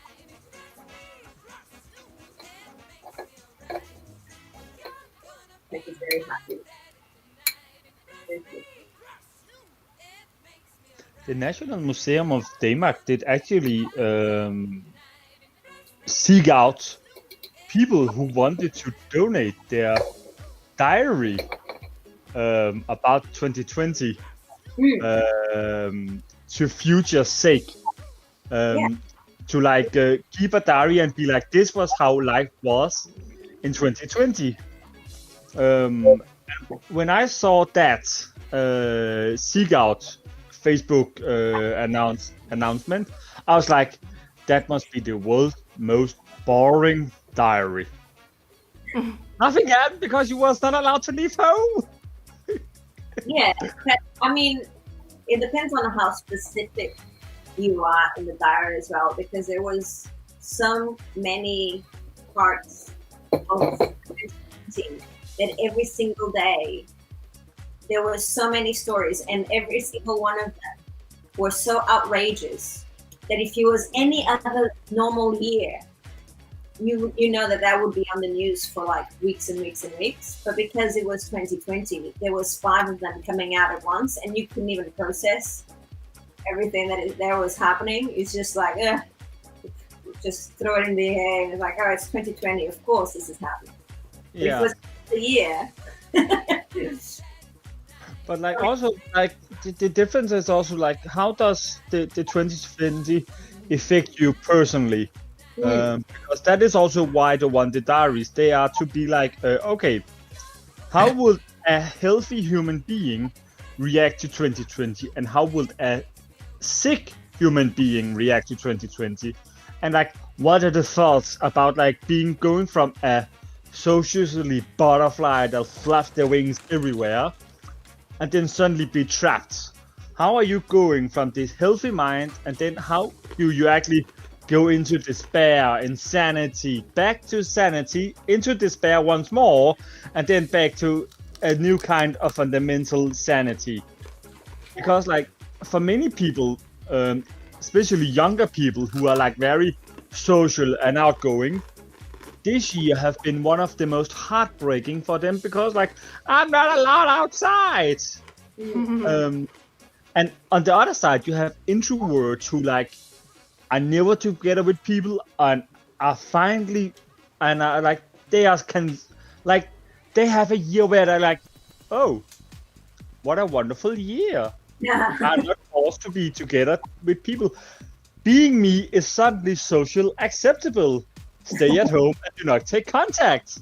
Yeah. Like, they have been giving such a big breather this year, or last year, that they have like find new ways in life. Like, oh, I'm not forced to be outside. I'm not forced to do like this. Like, they have been taking so much of their mind. Yeah. I mean, as you said, we can see several perspectives of people with all types of personalities in every stage of life. Like, I'll be pissed off when I hear in the news, oh, the kids are left behind with their studies. And I'm always thinking, they're surviving a pandemic like we all are. Like, how can you? It's like the same as being like, oh, my kids are not going to school in the middle of a war. There's a war going on. Like, we need to focus on survival first and foremost. Well, it might be a year of pandemic, but there's still a war going on in the Middle East. Yeah. Oh man, it's just. I mean, there's been a war going on in the Middle East for 6,500 years. Yeah, but that's like, they must really having it tough. Okay, either they are gonna die to a war, or else they're gonna die to a virus. Yeah. Like, anyway you slice it, you're gonna die. Yeah. We're all gonna die. Eventually, at some point. Concept of life is to know that you're going to do it at some point. Well, Mafalda, I never looked at how Australia was performing with the pandemic, and I have this like chart up of like the 7-day rolling average of my country and Australia, and it is like stark contrast. Don't get us wrong, we still have quite a lot of people that, don't believe it and subscribe to a lot of conspiracy theories. There's so You many have them too. people. Yeah, they're spread everywhere. Because they're at home looking at freaking YouTube. And Facebook. Oh, God. I have found out I have 4 people on my Facebook list. There is like COVID does not exist. You're all idiots. Mouthpieces does not help, and the vaccine is just a fake thing. I have only 4 people on my Facebook, but still, it's sad that I have 4 people still. I had plenty of conversations about this, and it's been a little bit tough when they're your close friends. Like we have friends that we lost contact with, or not lost contact with, but had intense debates from America, from Canada, from all over the place, and it's great. And even if it's people that we don't know, like I once had a conversation with a conspiracy theorist that belonged to QAnon, so all of the conspiracy theories blended into the one.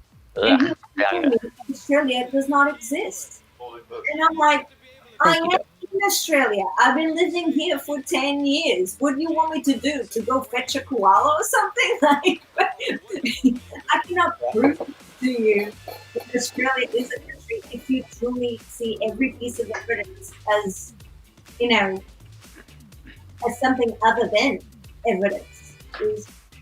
Wait, you can do that? You can just go catch a koala? Not really. They're quite rare, at least in my state. But a wallaby or something. Aren't they kind of nasty? Like, can you then go and collect a kangaroo? Not like because oh God, don't ever go after. I'm not even an Aussie, and I know better than to mess with a kangaroo. Those guys will freaking kill you. Wallabies, yes. There's some kangaroos that are friendly, but if you see a red kangaroo, like the muscly ones, they look like they are huge, and they can literally gut you with just one. Oh, yeah, one kick. Yeah. You're splattered all over the ground. You're salsa. Yeah, they have like huge tusks. Yeah, they've got like the equivalent of tusks or dew claws or whatever, and it's just like. And koalas have really sharp nails as well. You see this, Mafalda? You see this? What is that? This is the rolling 7-day average of daily deaths. Of the United States is this line, and then Australia is like 0 since October. It's been like 0. It's incredible. I follow one called World of Metro.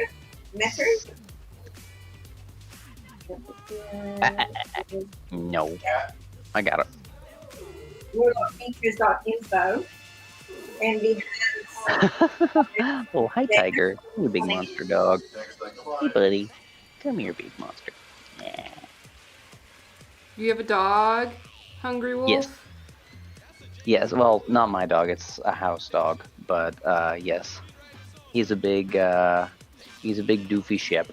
He is very sheppy, let's say. And there is also a cat that is eyeing jumping onto the counter where I've got all my me's for dinner, and I'm like, oh no, you don't, kiddo. I know you wanna, but no. She smells the roasted chicken and is like, "Hey, They make a pretty good team. Like at one point, like a few months ago, the cat jumped on the dinner table after we had all retired to the living room and started batting chicken off the table to the dog. Oh, I was like, you. They have an alliance. I don't know about that. It was bone-in chicken. There was a couple of really scary days. Oh, chicken cooked. Well, yes, of course it's cooked, but chicken bones are bad for dogs. Yeah, especially if they're cooked, they break really easily. Mm-hmm. Fortunately, everything passed without muss or fuss. He was just like, "Hey, I got chicken," and we're all like, Yeah, Yeah, you might die from it. Please not. We had a dog get into the bones from. We made like a gigantic pot of ramen broth, and there were all sorts. There was a lot of bones in this. Like 10 pounds They're of chicken like- bones. between Yep. the bones and the pork neck and like all the stuff. And I mean, I guess the fortunate thing is that it wasn't just that it had been like cooked in a stock; it had been cooked in a stock for like 12 hours. So by that point, it was just like mushy. And the dog definitely wasn't feeling well for a good day. And there are pictures of the dog just like curled up on the couch, and like the caption would have been like, "I can't believe I ate the whole thing."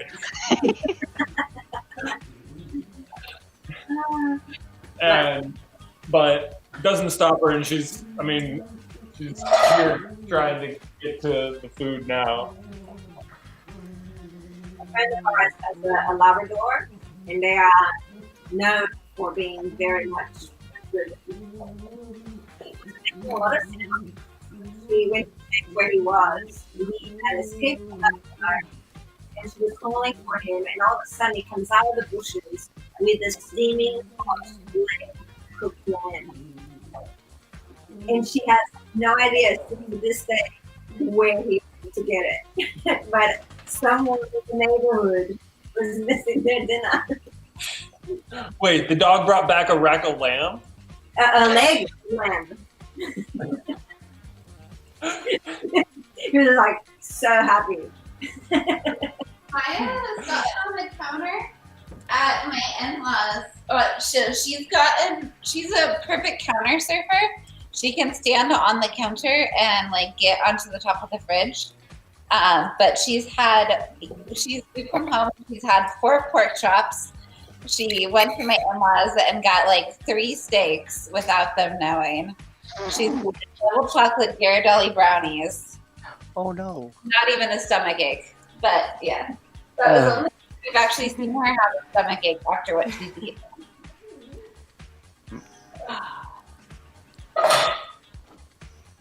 But yeah, she's unfortunately a very good counter surfer.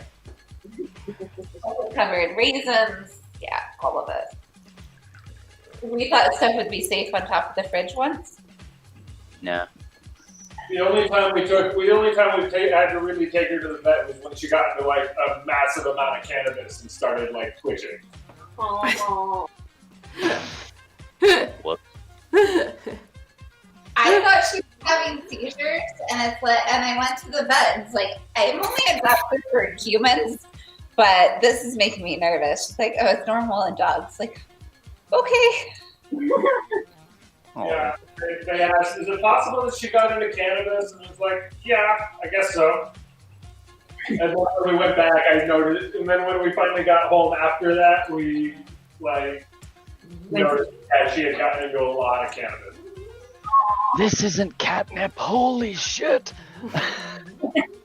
No, she probably knew exactly what she was getting into. They're like, my humans like it. The human like it. I must eat it too. Oh. If I was like sitting out on the back porch smoking, she was like right next to me.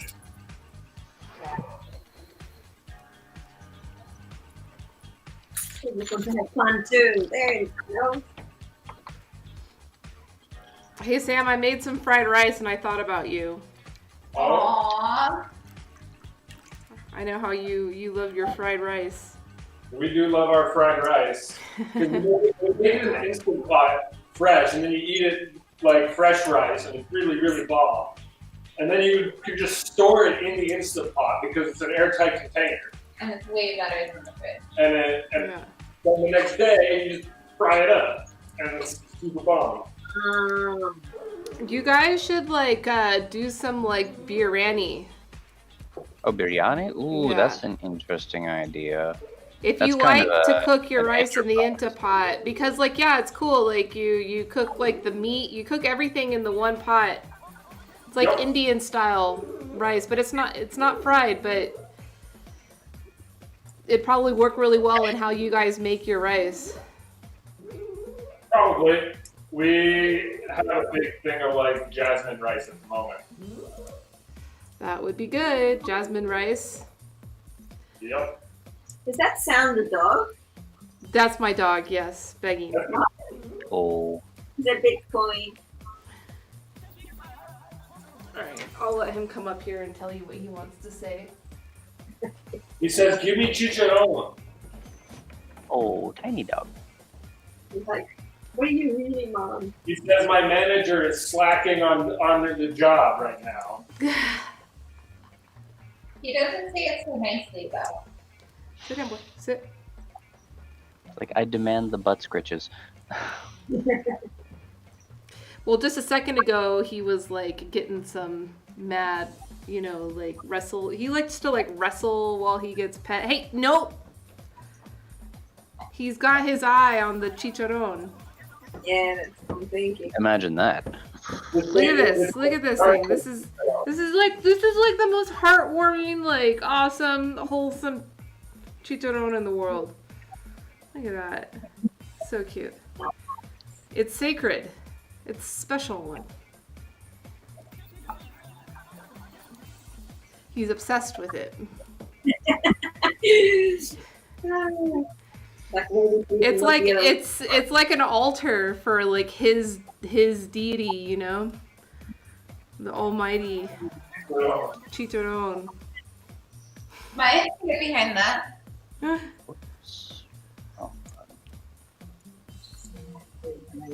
Yeah, you already had enough chicharron. He was snacking on it hardcore a second ago. I was giving him a whole bunch.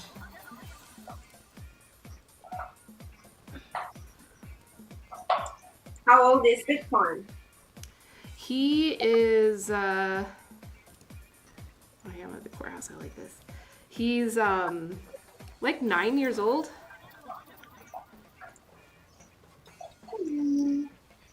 He's an old man. Oh. He's like super old when he's only 9 years old. Mm-hmm. And then multiply by 7. Small dogs tend to last longer. Yeah, he'll last a long time. But he still looks like a puppy. A lot of people always think he's like a little puppy. That's because he's small. Yeah. Mm. And his light colored. If he was born black and be a little bigger, people will clearly be able to see he was old because his hair will go gray. Yep. Oh, yeah, Tiger's getting a little gray around the muzzle. I got one of those that's getting gray around the muzzle. Yeah. And she's only like 5. Oh. She has lived a long life. Well, that's the one who's had a very easy life compared to her sister who's been hit by a car and all sorts of stuff. The worst thing that's happened to our like dark colored dog is she got her nail got cut short. So she was bleeding a little bit because the nail was too short. That's like the worst thing that's happened to that dog. And for the longest time, you had to sit on her to cut her nail again. Aww. Right, because that's the sort of thing you remember. It's like every time you touch it, it hurts and ugh. Yeah. So. Nope.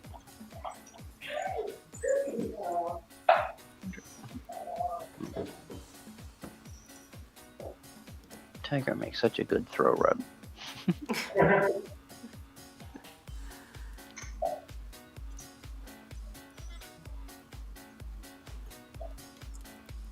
really like the new design of teahouse.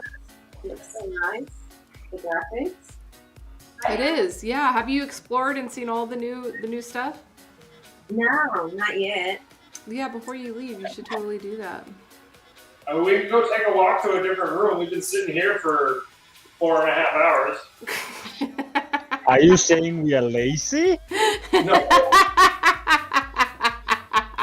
Are you saying motion is good for our health and we should therefore go and exercise some more? I mean, Kev, you and I were in here 7 hours ago. Yeah, and then you left me. And then I sat and hide on that table. Oh yeah. So does that mean that they all have Fitbits and they're counting their steps? Yeah. All of our avatars with a little watch. But we haven't done our steps yet. I don't mind it, because I'm actually standing. So, if we're here for hours, I'm like feeling like, I can get some movement. And where should we move to? Yeah, let's go somewhere else. Sam, where should we go? Go to the southwest. You can walk past the Great Sloth Monument. Okay. All right, let's go down. Let's go down.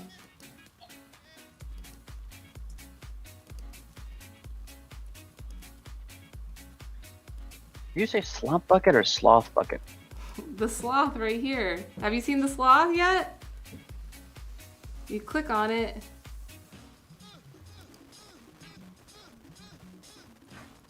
Oh, that's cute. That's very clever. Aw. What? That's very silly. I approve. All right. Hey, we had to stop and see the sloth. That's okay.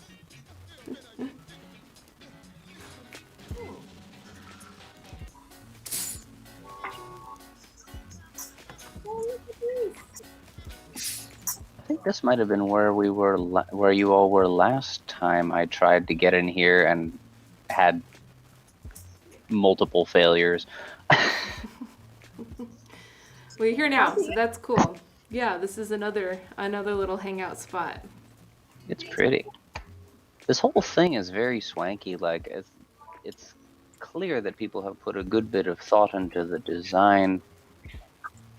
Blame Sam for that. Yeah, I worked with my brother. My brother-in-law did all the art. Actually, did all the illustration. It all started though with a tea pet hunt and a text like choose your own adventure tea house. Oh God, That's still up, by the way. If you go to the virtual teahouse.com, you can still access that. Oh man, I'm getting flashbacks to Mucks and Muds.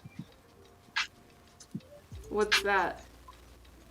Oh, basically the same thing. It's just like online, like sort of more like online roleplay servers. Okay. Usually text-based, kind of like I guess like I'm going back to like IRC chats and that sort of thing. But with a lot of Mucks and Muds had pre-coded interactions based on location or like NPC characters in a given area. So we're getting it was pretty a little close bit. to being able to do that here in Topia.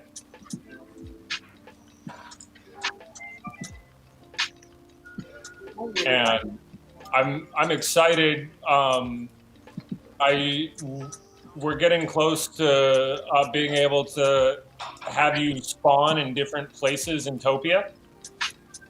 And what I can end up doing is I can build new links in the text-based virtual tea house that'll bring you into this Topia and spawn you into different rooms depending on which link you click.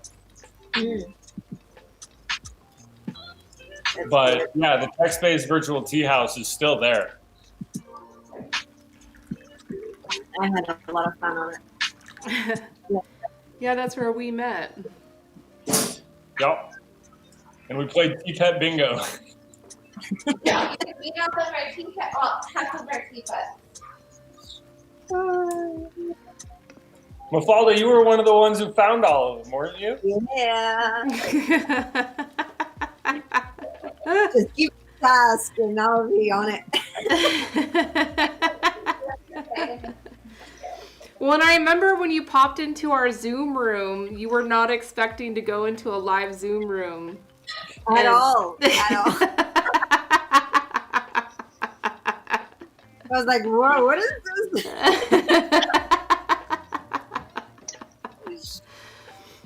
Yeah. Wait, what? What people? I thought it was just the T-bird hunt and like choose your own adventure kind of thing. It was, except we had like 11 rooms and a whole bunch of people holding space, and Yeah, that was cool. I mean, we had rooms that stayed open for like 5 hours. You froze. She did again. Did you say 5 what? We had rooms that day that were open for like 5 hours, and we had like 60, 70 people come through. That's awesome. Yeah, I want to do that again for the next virtual tea festival. Have different like workshops going on and talking circles and like activities, networking activities. And it'll work better in Topia because it's just easier to navigate. Yeah. And we can like with the event system on the left side, it makes it really easy to navigate. Mm-hmm. How many people at one time can you have together? On the plan that I'm on, it's limited to, I believe, 50. And I could definitely increase that. We've had events that have had over like 200 people in a world. Wow. This world is built for the way we're built right now. It's built for probably 40 to 50. If we were going to have more than that, we would probably want to like build more space. Because the way we're set up, there's like 4 of these tea rooms, and it works best with a maximum of like 10 people in a space.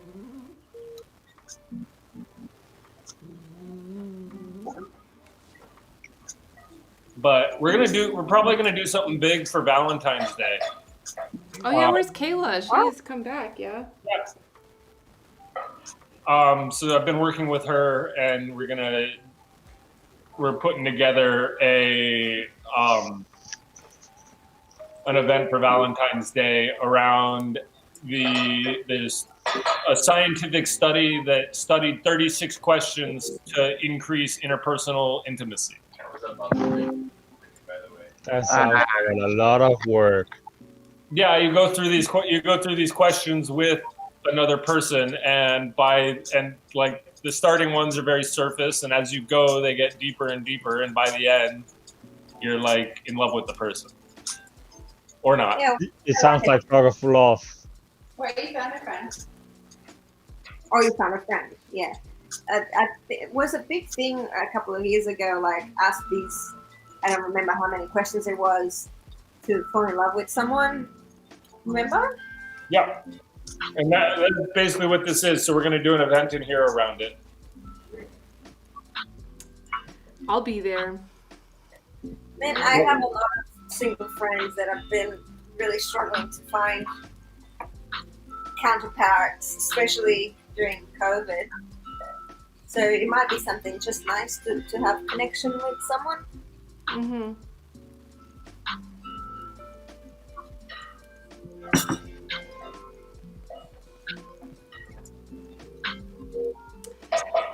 Last Valentine's Day, I hosted an event in my tea room, and we did a cacao ceremony. That was an interesting experience because there was definitely like an energetic shift that happened after the cacao was consumed. It was interesting. Did everybody want to have sex? Well, I mean, yeah, of course, some people, you could feel that energy from them. And, yeah. But then if you overconsume it, it also can make you feel kind of sick, you know, and I think that happened for some people as well. It's like, it's a very intentional type of thing. So you might either get the hops or might get the boobs.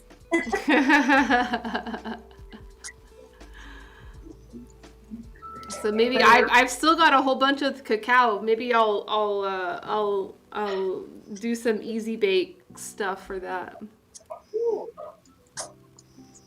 I have an easy bake oven now, so I can So you can make 2 cookies at a time. I can make cookies. But the thing that's awesome about making 2 cookies at a time is that I'm the only one here, so it's perfect. Aww. You always get fresh cookies. I can virtually pretend to give somebody a cookie. You know, I made this for you. And then, you know, I get 2 cookies. It's totally worth it.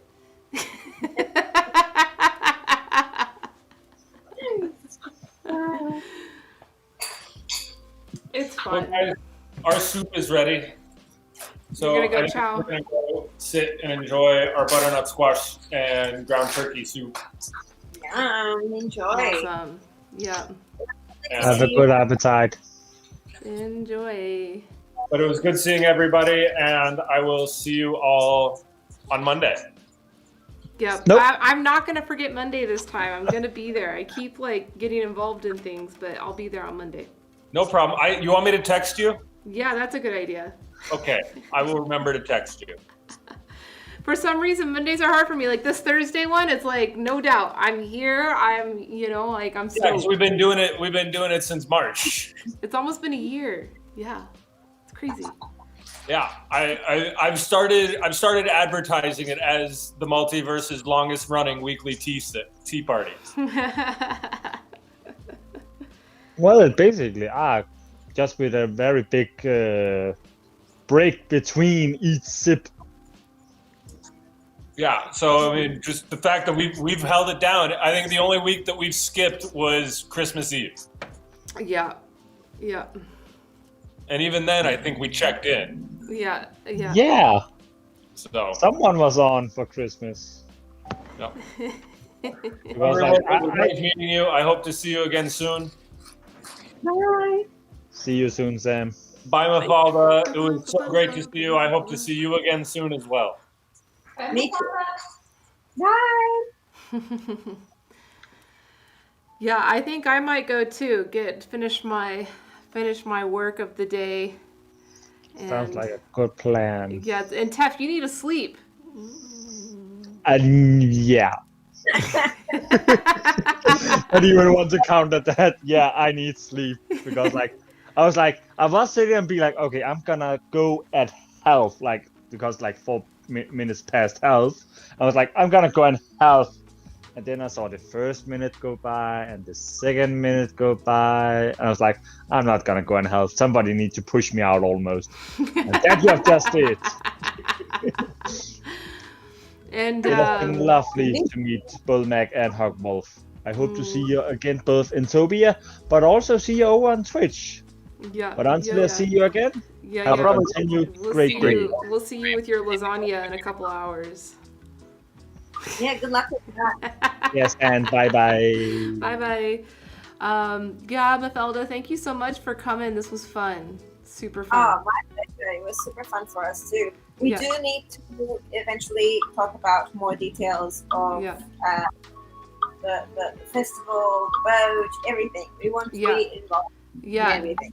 Cool. Awesome. All right. I figured that this meeting would just be just setting that intention with each other and communicating that, because the details will come. And so that means you'll be looped in with what's going on, and a lot of it's still up in the air, but at the very least, what would be the best involvement is helping and distributing samples, and because I'm gonna try to get all the teas in and get them out so everybody can taste them and have fun, Yeah. And Hungry Wolf, thanks for stopping by. It was nice to meet you. Likewise, I'm glad I actually finally got in here. This has been a lovely experience. Cool. Well, hey, you're welcome to come back anytime. We do this on Thursdays from 2 p.m. on, and then Monday nights from 5 p.m. Alrighty. Yep. Good to know. Yeah. But then you're also welcome to come anytime. And actually, if you come in, we get a bell like text message saying that someone's in. So, Oh. you know, sometimes you can come in here and just talk to somebody and hang out, you know? Have some tea. A couple would be nice sometimes. Yep. So if you're drinking tea and at your computer, you might as well check in. I mean, that's basically 80% of my day nowadays. So. That's awesome. But yeah. All right, guys. Well, see you soon. I'll see you soon. Go next Bye. week with one another. All right. That was so much fun. Huh, Bitcoin? That was so much fun. All right. So let's see. Who are we going to go raid? Bye, Facebook. We'll see you next time. Yeah, I'm going to go. But Twitch, we should go raid somebody. Where should we go?